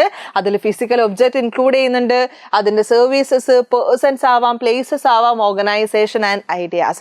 ഈ പറയുന്ന എന്തും നമുക്ക് പ്രൊഡക്റ്റ് ആയിട്ട് കൺസിഡർ ചെയ്യാം എന്നാണ് അദ്ദേഹം പറയുന്നത്. മാക്സിമം ഈ ഒരു ഡെഫിനിഷൻ നിങ്ങൾ മനസ്സിലാക്കി വെക്കുക. ഡിഫൈൻ എന്ന് ചോദിക്കാത്തത് കൊണ്ട് നിങ്ങൾ ഫിലിപ്പ് കോട്ട്ലറിൻ്റെ ഡെഫിനിഷനായിട്ട് പറയണം എന്നില്ല. എഴുതിയ ഏറ്റവും അടിപൊളിയാണ്, എഴുതുന്നില്ലെങ്കിലും കുഴപ്പമൊന്നുമില്ല. ഇനി ഈ പ്രൊഡക്റ്റ് നമുക്ക് എങ്ങനെയൊക്കെ ക്ലാസിഫൈ ചെയ്യാം എന്നുള്ളതാണ് നമ്മൾ ആദ്യം നോക്കുന്നത്. അതിലേക്ക് ഞാൻ ആദ്യം ആഡ് ചെയ്യാൻ ആഗ്രഹിക്കുന്നത് ഒരു പിക്ചറാണ്. ആ ഒരു പിക്ചർ അല്ലെങ്കിൽ ആ ഒരു ഡയഗ്രാം നമ്മൾ നോക്കുന്ന സമയത്ത് നമുക്ക് കുറച്ചും കൂടി ഐഡിയാസ് കിട്ടും. നിങ്ങൾ നോക്ക്, ഒരു പ്രൊഡക്റ്റ് നമുക്ക് കൺസ്യൂമർ പ്രൊഡക്ട്സ് ആയിട്ടും ഇൻഡസ്ട്രിയൽ പ്രൊഡക്റ്റ് ആയിട്ടും ക്ലാസിഫൈ ചെയ്യാം. കൺസ്യൂമർ പ്രൊഡക്റ്റ് എന്താണെന്ന് നമ്മൾ പഠിക്കും. കൺസ്യൂമർ പ്രൊഡക്റ്റിനെ നമ്മൾ രണ്ടായിട്ട് കാറ്റഗറൈസ് ചെയ്തു. എന്തൊക്കെയായിട്ട് കാറ്റഗറൈസ് ചെയ്തു? നമുക്ക് റെഡ് യൂസ് ചെയ്യാം അല്ലേ. എന്തൊക്കെയായിട്ട് കാറ്റഗറൈസ് ചെയ്തത്? ഷോപ്പിംഗ് എഫേർട്ട് ഇൻക്ലൂഡ് ചെയ്യേണ്ടുന്ന പ്രൊഡക്റ്റ്, നമ്മൾ സമയമെടുത്ത് ഷോപ്പ് ചെയ്യേണ്ടുന്ന പ്രൊഡക്റ്റ് ആണ്. അതിനെ നമ്മൾ 3ആയിട്ട് ഡിവൈഡ് ചെയ്തു. അതുകൂടാതെ ഡ്യൂറബിലിറ്റി, എത്ര കാലം നീണ്ടു നിൽക്കും എന്നുള്ള രീതിയിൽ നമ്മൾ ക്ലാസിഫൈ ചെയ്തു. അതിൽ നമ്മൾ 3 കാറ്റഗറീസ് കണ്ടു. ഇനി രണ്ടാമത്തെ കാറ്റഗറൈസേഷൻ ആയിരുന്നു ഇൻഡസ്ട്രിയൽ പ്രൊഡക്റ്റ്. ഇൻഡസ്ട്രിയൽ പ്രൊഡക്റ്റിലും നമുക്ക് 3 കാറ്റഗറീസ് ആണുള്ളത്. അപ്പോൾ ഇനി നമുക്ക് എന്ത് ചെയ്യാം, ഓരോന്നും ജസ്റ്റ് ഒന്ന് ഡീറ്റെയിൽ ആയിട്ട് നോക്കിക്കഴിഞ്ഞാൽ നമ്മുടെ ഈ ഒരു ചാപ്റ്ററിൻ്റെ ഏകദേശം നല്ലൊരു പാർട്ട് നമ്മൾ ഫിനിഷ് ചെയ്തു എന്ന് നമുക്ക് പറയാം. Yes, here comes the classification of products, അഥവാ ഉൽപ്പന്നങ്ങളുടെ വർഗീകരണം എന്ന് നമുക്ക് പറയാം. ആദ്യം നമ്മൾ കണ്ടത് രണ്ടായിട്ട് ക്ലാസിഫൈ ചെയ്തതിൽ first classification that is consumer products ആണ്. കൺസ്യൂമർ പ്രൊഡക്ട്സ് എന്ന് വെച്ച് കഴിഞ്ഞാൽ അൾട്ടിമേറ്റ് കൺസ്യൂമേഴ്സ് അവരുടെ പേഴ്സണൽ യൂസിനോ ഫാമിലിക്ക് വേണ്ടിയിട്ടോ ഫാമിലി യൂസിന് വേണ്ടിയിട്ടോ വാങ്ങിക്കുന്ന സാധനങ്ങളെ നമ്മൾ കൺസ്യൂമർ ഗുഡ്സ് എന്ന് പറയും. നമ്മൾ യൂസ് ചെയ്യാൻ എന്തൊക്കെ സാധനങ്ങൾ നമ്മൾ വാങ്ങിക്കുന്നുണ്ടടാ? സോപ്പ്, ടൂത്ത് പേസ്റ്റ്, ഫാൻസ്, അതുപോലെ തന്നെ എന്തൊക്കെ നമ്മുടെ fridge, TV, washing machine, camera, T-shirt, അങ്ങനെ എൻറ്റയർ സാധനങ്ങളെ നമ്മൾ കൺസ്യൂമർ പ്രൊഡക്ട്സ് എന്ന് എന്ന് പറയും. നമ്മൾ യൂസ് ചെയ്യുന്ന എല്ലാ സാധനങ്ങളും കൺസ്യൂമർ പ്രൊഡക്ട്സ് ആണ്. അതിന് നമ്മൾ രണ്ടായിട്ട് ക്ലാസിഫൈ ചെയ്തു. ഷോപ്പിംഗ് എഫേർട്സ് ഇൻക്ലൂഡ് ചെയ്യേണ്ടുന്ന സാധനങ്ങളും അതുപോലെ ഡ്യൂറബിലിറ്റി, എത്ര കാലം നീണ്ടു നിൽക്കും എന്ന രീതിയിലും ഈ എൻറ്റയർ പ്രൊഡക്ട്സിനെ നമുക്ക് ഡിവൈഡ് ചെയ്യാം. എന്ന് വെച്ച് കഴിഞ്ഞാൽ ചിലതിന് ഷോപ്പിംഗ് എഫേർട്ട് വേണം, ചിലതിന് ഷോപ്പിംഗ് എഫേർട്ട് വേണ്ട എന്നല്ല. എല്ലാ സാധനങ്ങൾക്കും ഒരു ഷോപ്പിംഗ് എഫേർട്ട് ഉണ്ട്. എല്ലാ സാധനങ്ങളും വാങ്ങാൻ നമ്മൾ തുല്യ സമയമാണോ സ്പെൻഡ് ചെയ്യുക? അല്ല. ഒരു സേഫ്റ്റി പിന്ന് വാങ്ങാൻ കടയിൽ പോയി ചേട്ടാ സേഫ്റ്റി പിൻ എന്ന് പറഞ്ഞ് ജസ്റ്റ് ഒന്ന് നോക്കും, ഓക്കെ റെഡി എടുത്തിട്ട് വന്നു. ഒരു ഡ്രസ്സിന് നിങ്ങൾ എത്ര സമയം എടുക്കും? അതിട്ട് നോക്കി, അത് അവിടെ മാറ്റി വെച്ചു, ഇതിട്ട് നോക്കി, അത് മാറ്റി വെച്ചു, ആ മോഡല്, ഈ മോഡല്, ആ കളറ്, ഈ കളറ്, ചെരുപ്പും അതുപോലെ തന്നെയാണ്. അതുപോലെ ഒരു ഫ്രിഡ്ജ് വാങ്ങാൻ വേണ്ടിയിട്ട് കടയിൽ പോയി ചേട്ടാ ആ ഫ്രിഡ്ജ് എന്നാണോ നമ്മൾ പറയുക? നമ്മളതിനെക്കുറിച്ച് പഠിച്ചിട്ടാണ് ഒരു ഫ്രിഡ്ജ് വാങ്ങിക്കുക. നേരെ മറിച്ച് നിങ്ങളൊരു നെയിൽ പോളിഷ് വാങ്ങുന്നുണ്ടെങ്കിലോ ഒരു 10 minutes എടുക്കുമായിരിക്കും. ഒരു കളർ നിങ്ങളുടെ മൈൻഡിലുണ്ടാവും, നിങ്ങൾ പോയി ഒന്ന് ഇട്ട് നോക്കി ഓക്കെ സെറ്റ് വാങ്ങിച്ചിട്ട് വരാം. അങ്ങനെ പല പ്രൊഡക്ട്സിന് പല രീതിയിലാണ് ഷോപ്പിംഗ് എഫേർട്സ്. അപ്പോൾ നമുക്ക് ആ രീതിയിലും കാറ്റഗറൈസ് ചെയ്യാം. ഇനി നിങ്ങൾക്കത് ഇഷ്ടമല്ല എന്ന് വിചാരിക്കുക, നിങ്ങൾക്ക് എന്ത് ചെയ്യാം? എത്ര കാലം നീണ്ടു നിൽക്കും ഒരു പ്രൊഡക്റ്റ് എന്നുള്ള രീതിയിൽ നിങ്ങൾക്ക് ക്ലാസിഫൈ ചെയ്യാം. എങ്ങനെ ക്ലാസിഫൈ ചെയ്യാം? ഇപ്പോൾ എൻ്റെ കയ്യിലൊരു റിങ് ഉണ്ട്. ഈ റിങ് എത്ര കാലം നീണ്ടു നിൽക്കും? ഒരുപാട് കാലം നീണ്ടു നിൽക്കും. ഇത് വാങ്ങിച്ചിട്ട് തന്നെ 6 വർഷമോ ഇനി എത്ര വർഷം വേണമെങ്കിലും ഇത് നീണ്ടു നിൽക്കും. അതുപോലെ തന്നെ ഒരു വാച്ച് ഒരുപാട് കാലം നീണ്ടു നിൽക്കില്ലേ? നിങ്ങളുടെ വീട്ടിൽ വാങ്ങുന്ന ആപ്പിള്, ഓറഞ്ച്, മുന്തിരി ഇതൊക്കെ എത്ര കാലം നീണ്ടു നിൽക്കും? കുറച്ച് കാലം മാത്രമേ നീണ്ടു നിൽക്കുള്ളൂ. അപ്പോൾ ഷോപ്പിംഗ് എഫേർട്സിന്റെ ബേസിൽ ക്ലാസിഫൈ ചെയ്യാൻ താല്പര്യം ഇല്ലാത്ത ആൾക്കാർക്ക് ഡ്യൂറബിലിറ്റിയുടെ ബേസിൽ ക്ലാസിഫൈ ചെയ്യാം. സാധാരണയായിട്ട് ഈ 2 രീതിയിലാണ്, ഈ 2 ക്രൈറ്റീരിയ വെച്ചിട്ടാണ് എൻറ്റയർ പ്രൊഡക്റ്റിനെ നമ്മൾ ക്ലാസിഫൈ ചെയ്യുക. ആദ്യം നമ്മൾ കൺവീനിയൻസ് പ്രൊഡക്റ്റ് എന്നുള്ള രീതിയിൽ ക്ലാസിഫൈ ചെയ്യും. അതായത് നമ്മുടെ ഷോപ്പിംഗ് എഫേർട്സ് ഇൻവോൾവ് എന്നുള്ള കാറ്റഗറി നമ്മൾ അഗെയിൻ ക്ലാസിഫൈ ചെയ്യാൻ പോവാണ്. ആദ്യത്തേത് കൺവീനിയൻറ്റ് പ്രൊഡക്ട്സ് ആണ്. സോ കൺവീനിയൻറ്റ് പ്രൊഡക്ട്സ് എന്ന് വെച്ച് കഴിഞ്ഞാൽ നമ്മൾ ഫ്രീക്വൻ്റ് ആയിട്ട് ഇത് വാങ്ങിക്കും. ഇതിന് കുറച്ച് എഫേർട്ട് മാത്രമേ നമ്മൾ സ്പെൻഡ് ചെയ്യേണ്ടൂ. ന്യൂസ് പേപ്പർ നമ്മൾ ഡെയിലി വാങ്ങിക്കും. അപ്പോൾ ഈ ഒരു എക്സാമ്പിൾ നമുക്ക് വേണ്ട. ന്യൂസ് പേപ്പർ നമ്മൾ ഡെയിലി വാങ്ങിക്കും. അതുപോലെ ടൂത്ത് പേസ്റ്റ് അതും നമ്മൾ മേ ബി വീക്ക്ലി അല്ലെങ്കിൽ മന്ത്ലി ഒക്കെ വാങ്ങിക്കും. ഇതിനൊന്നും വലിയ എഫേർട്ടൊന്നും ആവശ്യമില്ല. സോ കൺവീനിയൻറ്റ് പ്രൊഡക്ട്സിനെ സംബന്ധിച്ച് എന്താണ്? കൺവീനിയൻറ്റ് ലൊക്കേഷൻസിൽ എവിടെ വേണമെങ്കിലും നമുക്ക് സാധനങ്ങൾ വാങ്ങിക്കാൻ കിട്ടും. ഇതിന് റെഗുലർ ആൻഡ് കണ്ടിന്യൂസ് ആയിട്ടുള്ള ഒരു ഡിമാൻഡ് ഉണ്ടാവും അല്ലേ? കൃത്യമായിട്ടുള്ളൊരു ഡിമാൻഡ് ഉണ്ടാവും. ചെറിയ യൂണിറ്റ് മാത്രമേ നമ്മൾ പർച്ചേസ് ചെയ്യാറുള്ളൂ. അതിന് ചെറിയ പ്രൈസ് മാത്രമേ ഉണ്ടാവുള്ളൂ. ഒരു ടൂത്ത് പേസ്റ്റിന് 20 rupees ഉണ്ടാവും അല്ലേ? ഒരു ന്യൂസ് പേപ്പേഴ്സിന് 10 rupee ആണെന്ന് വിചാരിക്കുക. എനിക്കറിയില്ല, ന്യൂസ് പേപ്പർ വാങ്ങിച്ചിട്ട് ഇൻഡിവിജ്വലി വാങ്ങിച്ചിട്ട് കുറേ കാലമായി. അതുപോലെ സെയിൽസ് പ്രൊമോഷൻ വളരെ ഇമ്പോർട്ടൻ്റ് ആണ്. നിങ്ങൾ ആലോചിച്ച് നോക്ക്, പത്രങ്ങളുടെ പരസ്യങ്ങൾ എത്രത്തോളം നമ്മൾ കാണാറുണ്ട്. അതുപോലെ ഒരു ടൂത്ത് പേസ്റ്റ് നിങ്ങൾ എടുത്തു നോക്ക്, കോൾഗേറ്റ്, ക്ലോസപ്പിന് തന്നെ മറ്റേ ആക്റ്റീവ് മോഡ്, ഫ്രഷ് മോഡ്, സോൾട്ടുള്ള മോഡ്, എത്ര പരസ്യങ്ങൾ നിങ്ങൾ കാണാറുണ്ട്. അപ്പോൾ പ്രൊമോഷൻ വളരെ ഇമ്പോർട്ടൻ്റ് ആണ്. അടുത്തത് നമ്മൾ നോക്കുന്നത് ഷോപ്പിംഗ് പ്രൊഡക്ട്സ് ആണ്. അപ്പോൾ ഷോപ്പിംഗ് എഫേർട്സ് ഇൻവോൾവ് ആയിട്ടുള്ളതിൽ കൺവീനിയൻറ്റ് പ്രൊഡക്റ്റ് കണ്ടു. അടുത്തത് ഷോപ്പിംഗ് പ്രൊഡക്റ്റ് ആണ്. ഈ ഷോപ്പിംഗ് പ്രൊഡക്റ്റ് എന്ന് വെച്ച് കഴിഞ്ഞാൽ ഒരു കമ്പാരിറ്റീവ് അനാലിസിസ് കഴിഞ്ഞതിന് ശേഷം മാത്രമേ നമ്മൾ വാങ്ങിക്കുള്ളൂ. അതിൻ്റെ ക്വാളിറ്റി, അതിൻ്റെ പ്രൈസ്, വാറണ്ടി, മറ്റ് കമ്പനികൾ അല്ലേ, ഫേർണിച്ചർ ആയാലും ക്ലോത്ത് ആയാലും TV ആയാലും ഫ്രിഡ്ജ് ആയാലും ഇങ്ങനെ കമ്പയർ ചെയ്തിട്ട് മാത്രമേ നമ്മൾ വാങ്ങിക്കുള്ളൂ. ഇതിൻ്റെ യൂണിറ്റ് പ്രൈസ് വളരെ കൂടുതലാണ്. ഒരു TV വാങ്ങണമെങ്കിൽ 15,000 രൂപ കൊടുക്കണം. ഒരു ഫ്രിഡ്ജ് വാങ്ങണമെങ്കിൽ 10,000 രൂപ കൊടുക്കണം. അതുകൊണ്ട് തന്നെ ഈ പ്രൊഡക്റ്റിൻ്റെ പ്രോഫിറ്റ് മാർജിനും വളരെ കൂടുതലായിരിക്കും. നമ്മുടെ സേഫ്റ്റി പിന്നൊക്കെ വിട്ടു പോകുന്നത് പോലെ 1000 സേഫ്റ്റി പിന്നൊന്നും അവർക്ക് ഒരു ദിവസം വിറ്റ് പോകുന്നുണ്ടാവില്ല. ഒരു 10ഓ 15ഓ ഫ്രിഡ്ജ് മാത്രമേ കേരളത്തിൽ മൊത്തം ഒരു ദിവസം വാങ്ങിക്കുന്നുണ്ടാവുള്ളൂ. പോട്ടെ ഒരു 100 നിങ്ങൾ കൂട്ടിക്കോ. പക്ഷെ അതിൻ്റെ പ്രോഫിറ്റ് അവർക്ക് കിട്ടുന്ന, ആ ഒരു പ്രൊഡക്റ്റ് വിൽക്കുന്ന സമയത്ത് അവർക്ക് കിട്ടുന്ന പ്രോഫിറ്റ് വളരെ അധികമായിരിക്കും. ഇനി നമ്മൾ നോക്കാൻ വേണ്ടിയിട്ട് പോകുന്നത് സ്പെഷ്യാലിറ്റി പ്രൊഡക്ട്സ് ആണ്. സോ സ്പെഷ്യാലിറ്റി പ്രൊഡക്ട്സ് എന്ന് വെച്ച് കഴിഞ്ഞാൽ സ്പെഷ്യൽ എഫേർട്ട് നമ്മൾ എടുക്കണം. ആ സ്പെഷ്യൽ എഫേർട്ട് എന്ന് പറയുമ്പം may be rare collection of art work ആയിരിക്കാം, ആൻറ്റിക് ആയിട്ടുള്ള സാധനങ്ങളായിരിക്കാം. ഇത് സ്പെഷ്യൽ പ്ലേസസിൽ മാത്രമേ നമ്മൾ കൊടുക്കുകയുള്ളൂ, അല്ലെങ്കിൽ നമുക്ക് ലഭിക്കുകയുള്ളൂ. So the consumers are aware of the products that they want and they are willing to make special efforts to purchase the product. Low demand ആണ്. അതുപോലെ സ്പെസിഫിക് പ്ലേസസിൽ ഹൈ പ്രൈസിൽ മാത്രമേ ഈ പ്രൊഡക്റ്റ് നമുക്ക് അവൈലബിൾ ആയിട്ട് കിട്ടുള്ളൂ. ഇനിയുള്ളത് ഡ്യൂറബിലിറ്റിയുടെ ബേസിലാണ്. ഷോപ്പിംഗ് എഫേർട്ട് അവിടെ കഴിഞ്ഞു. ഇനി ഡ്യൂറബിലിറ്റിയിൽ നമ്മൾ ആദ്യം നോക്കുന്നത് ഡ്യൂറബിൾ പ്രൊഡക്ട്സ് ആണ്. അതായത് ലോങ്ങർ പീരീഡിലേക്ക് നമുക്ക് യൂസ് ചെയ്യാൻ പറ്റുന്ന, അതുപോലെ തന്നെ ഒരുപാട് യൂസുകളുള്ള പ്രൊഡക്റ്റിനെയാണ് നമ്മൾ ഡ്യൂറബിൾ പ്രൊഡക്ട്സ് എന്ന് പറയുക. അത് TV ആകാം, ഫ്രിഡ്ജ് ആവാം, കാർ ആവാം അല്ലേ? ആൻഡ് ഹയർ പ്രോഫിറ്റ് ഉണ്ട് എന്നുള്ളത് നമ്മൾ ഓൾറെഡി കണ്ടതാണ് അത്തരം പ്രൈസിന്. ഇനിയുള്ളത് നോൺ ഡ്യൂറബിൾ പ്രൊഡക്ട്സ് ആണ്. എന്ന് വെച്ച് കഴിഞ്ഞാൽ ഷോർട്ട് പീരീഡ് ഓഫ് ലൈഫ് മാത്രമേ അവർക്ക് ഉണ്ടാവുള്ളൂ. സോപ്പ്, ചീപ്പ്, ടൂത്ത് പേസ്റ്റ്, ചീപ്പല്ല, സോപ്പ്, ടൂത്ത് പേസ്റ്റ് അല്ലെങ്കിൽ വെജിറ്റബിൾസ്, ഫ്രൂട്ട്സ്, ഇതൊക്കെ എന്താണ് നോൺ ഡ്യൂറബിൾ പ്രൊഡക്ട്സ് ആണ്. ഇനിയുള്ളത് സർവീസസ് ആണ്. അതായത് ഇൻടാഞ്ചിബിൾ ആണ്, ഫിസിക്കൽ ഫോം അവർക്കില്ല, പക്ഷേ അതിൻ്റെ ബെനിഫിറ്റ്സ് നമുക്ക് എക്സ്പീരിയൻസ് ചെയ്യാൻ വേണ്ടിയിട്ട് സാധിക്കും. ഓക്കെ, ഇനി നമ്മൾ നോക്കുന്നത് ഇൻഡസ്ട്രിയൽ പ്രൊഡക്ട്സിലേക്കാണ്, രണ്ടാമത്തെ ക്ലാസിഫിക്കേഷൻ അല്ലേ. ഇൻഡസ്ട്രിയൽ പ്രൊഡക്ട്സ് എന്ന് വെച്ച് കഴിഞ്ഞാൽ മറ്റ് പ്രൊഡക്റ്റ് നമ്മൾ പ്രൊഡ്യൂസ് ചെയ്യാൻ വേണ്ടിയിട്ട് യൂസ് ചെയ്യുന്ന സാധനങ്ങളാണ്. നട്ട്സ് ആൻഡ് ബോൾട്ട്സ് ആയിരിക്കാം, അല്ലെങ്കിൽ എന്തെങ്കിലും എൻജിൻസ് ആയിരിക്കാം, പെയിൻറ്റുകളായിരിക്കാം. അതൊരു ഇൻഡസ്ട്രിയുടെ പ്രൊഡക്റ്റ് ആയിരിക്കും. ആ പ്രൊഡക്റ്റ് നമ്മൾ മറ്റ് പ്രൊഡക്ട്സിന് വേണ്ടിയിട്ട് യൂസ് ചെയ്യുന്നുണ്ടെങ്കിൽ അതിന് നമ്മൾ ഇൻഡസ്ട്രിയൽ പ്രൊഡക്ട്സ് എന്നാണ് പറയുക. അത് മെറ്റീരിയൽസ് ആൻഡ് പാർട്സ് ഉണ്ടാവാം, ക്യാപിറ്റൽ ഐറ്റംസ് ഉണ്ടാവാം, അല്ലെ നമ്മുടെ സ്ക്രൂസ് അതുപോലെ അങ്ങനെയുള്ള സാധനങ്ങളായിട്ടുള്ള സപ്ലൈസ് ആൻഡ് ബിസിനസ് സർവീസസുകൾ ഉണ്ടാവാം അല്ലേ. അപ്പോൾ ഇതിനെയാണ് നമ്മൾ ഇൻഡസ്ട്രിയൽ പ്രൊഡക്റ്റ് എന്ന് പറയുന്നത്. ഓക്കെ, ആ ക്ലാസിഫിക്കേഷൻ നമ്മൾ കണ്ടതാണ്. ഇനി നമ്മൾ പോകുന്നത് ഇൻഡസ്ട്രിയൽ പ്രൊഡക്റ്റിൻ്റെ കോമൺ ആയിട്ടുള്ള സ്വഭാവങ്ങളിലേക്കാണ്. ഒന്ന്, ഇതിൻ്റെ ബയേഴ്സ് വളരെ ലിമിറ്റഡ് ആയിരിക്കും. കുറച്ച് ആൾക്കാർക്ക് മാത്രമേ ഇത് ആവശ്യം ഉണ്ടാവുള്ളൂ, അത് ബൾക്കായിട്ടുള്ള നീഡ്സ് ആയിരിക്കും. അതുപോലെ ഇതിൻ്റെ ചാനൽ ലെവൽ എന്ന് പറയുന്നത് ഷോർട്ടർ ചാനൽ അല്ലെങ്കിൽ വൺ ചാനലാണ്. ഒരുപാട് ആൾക്കാരൊന്നും ഇന്റർമീഡിയറീസ് ആയിട്ട് വരുന്നുണ്ടാവില്ല. ഒന്നിക്കിൽ പ്രൊഡ്യൂസ് ചെയ്യുന്ന കമ്പനി ഈ മറ്റ് സാധനങ്ങൾ പ്രൊഡ്യൂസ് ചെയ്യുന്ന പ്രൊഡക്ഷൻ ചെയ്ത ആൾക്കാർ, വാങ്ങുന്ന ആൾക്കാർ നേരിട്ടുള്ള കണക്ഷൻ ആയിരിക്കും. അല്ലെങ്കിൽ ഇൻ ബിറ്റ്വീൻ മേ ബി ഒരാൾ ഉണ്ടാവുമായിരിക്കും. അല്ലാതെ in between retailer, warehousing അങ്ങനെയുള്ള ഒരുപാട് മിഡിൽ മെൻസ് ഒന്നും ഉണ്ടാവില്ല. ഇനിയുള്ളത് ജോഗ്രഫിക്കൽ കോൺസെൻട്രേഷൻ നോക്കുകയാണെങ്കിൽ ഇവർ വളരെയധികം കോൺസെൻട്രേറ്റഡ് ആയിരിക്കും. ഒരു ഏരിയയിൽ അവരങ്ങനെ സെറ്റ് ചെയ്തിട്ടുണ്ടാവും. ഇൻഡസ്ട്രിയൽ സാധനങ്ങൾ വിൽക്കുന്ന ആൾക്കാർ ഒരു ഏരിയയിൽ തന്നെ ആയിരിക്കും, അല്ലാതെ അവരങ്ങനെ പാർട്സ് ആയിട്ട് നമുക്ക് കാണാൻ വേണ്ടിയിട്ട് സാധിക്കില്ല. അത് കഴിഞ്ഞാൽ ഇതിൻ്റെ ഡിമാൻഡ് എന്ന് വെച്ച് കഴിഞ്ഞാൽ നമ്മൾ ഡിറൈവ്ഡ് ഡിമാൻഡ് എന്ന് പറയും. അതായത് ഒരു പ്രൊഡക്റ്റിൻ്റെ ഡിമാൻഡ് മറ്റൊരു പ്രൊഡക്റ്റിൽ നിന്നാണ് ഉണ്ടാവുക. നമുക്ക് പഞ്ചസാരയുടെ ഡിമാൻഡിൽ നിന്നാണ് കരിമ്പിൻ്റെ ഡിമാൻഡ് ഉണ്ടാവുക. എത്രത്തോളം പഞ്ചസാര നമ്മൾ യൂസ് ചെയ്യുന്നോ അത്രത്തോളം കരിമ്പിൻ്റെ ഡിമാൻഡ് കൂടിക്കൊണ്ടേയിരിക്കും. എത്രത്തോളം പേപ്പറിന് ഡിമാൻഡ് കൂടുന്നോ അത്രത്തോളം പേപ്പർ ഉണ്ടാക്കുന്ന മരത്തിന്റെ ഡിമാൻഡ് കൂടിക്കൊണ്ടേയിരിക്കും.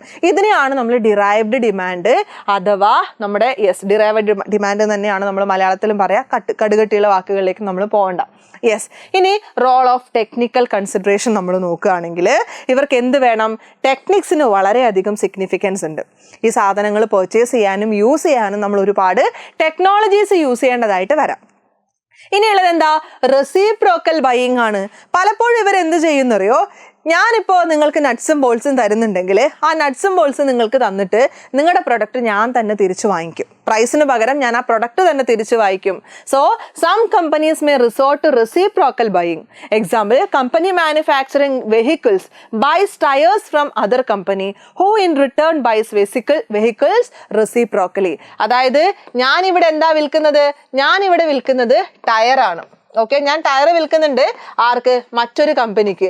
ഇവരെന്ത് ചെയ്യും? ടയർ ഇങ്ങോട്ട് കൊടുത്തിട്ട് ഇവർക്ക് തിരിച്ച് വെഹിക്കിൾസ് കൊടുക്കും. സോ ഇത്തരത്തിലൊരു റെസിപ്രോക്കൽ ബൈയിങ് നമുക്ക് കാണാൻ വേണ്ടിയിട്ട് സാധിക്കാറുണ്ട്. ഓക്കെ, ഇനിയുള്ളത് ലീസിങ് ഔട്ട് ആണ്. പലപ്പോഴും നമ്മൾ പ്രോഡക്റ്റ് പർച്ചേസ് ചെയ്യുന്നതിനേക്കാളും മെഷീനറി പർച്ചേസ് ചെയ്യുന്നതിനേക്കാളും നമുക്ക് ഏറ്റവും കൂടുതൽ ലാഭം ഉണ്ടാവുന്നത് ഇത് ലീസിന്, അതായത് വാടകയ്ക്ക് നമുക്ക് കിട്ടുന്ന സമയത്താണ്. ഇൻഡസ്ട്രീസിനെ സംബന്ധിച്ച് മെഷീനറീസും കാര്യങ്ങളൊന്നും അവർക്ക് പെർമനൻ്റ് ആയിട്ട് വേണമെന്നുണ്ടാവില്ല.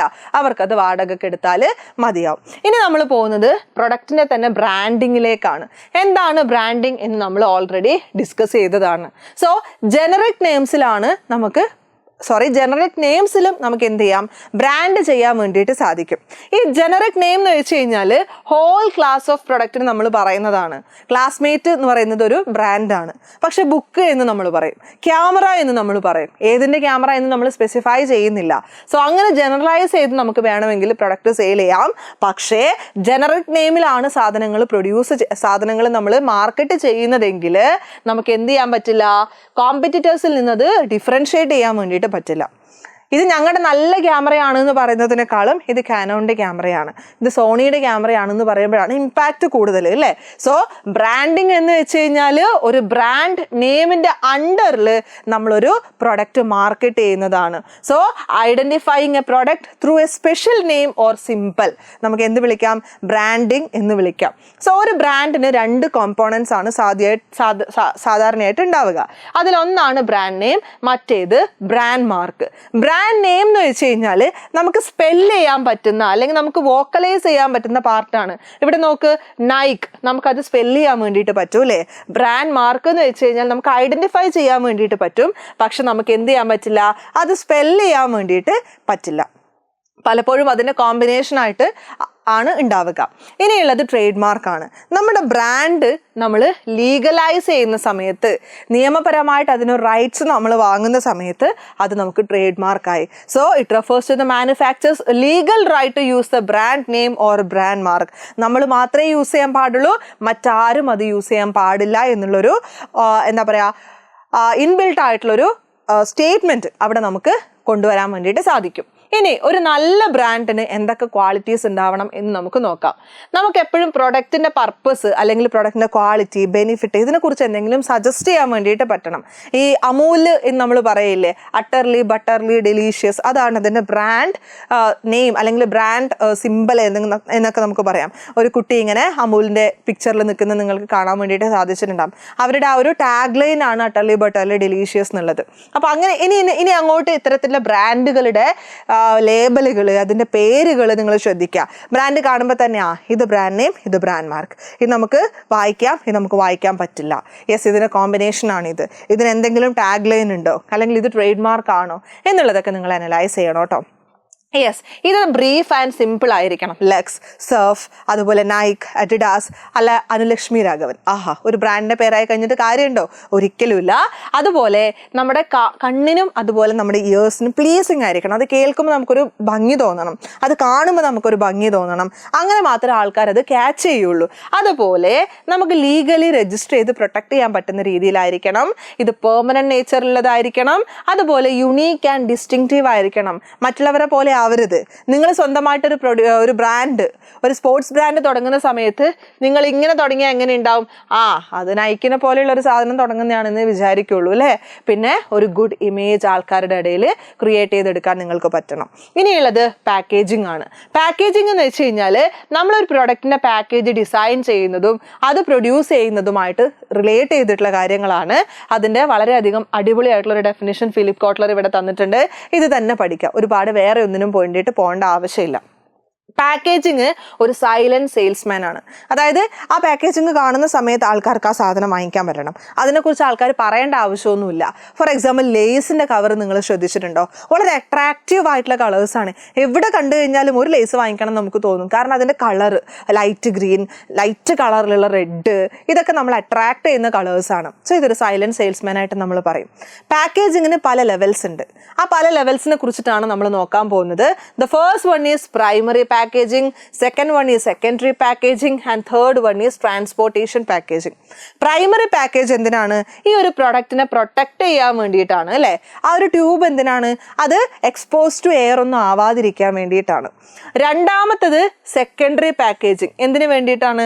അതിന് കുറച്ചും കൂടി പ്രൊട്ടക്ഷൻ കൊടുക്കാൻ വേണ്ടിയിട്ടാണ് അല്ലേ? സെക്കൻഡറി പാക്കേജിങ് ഈ പ്രൊഡക്റ്റിന് പ്രൊട്ടക്ഷൻ കൊടുക്കാൻ വേണ്ടിയിട്ടാണ്.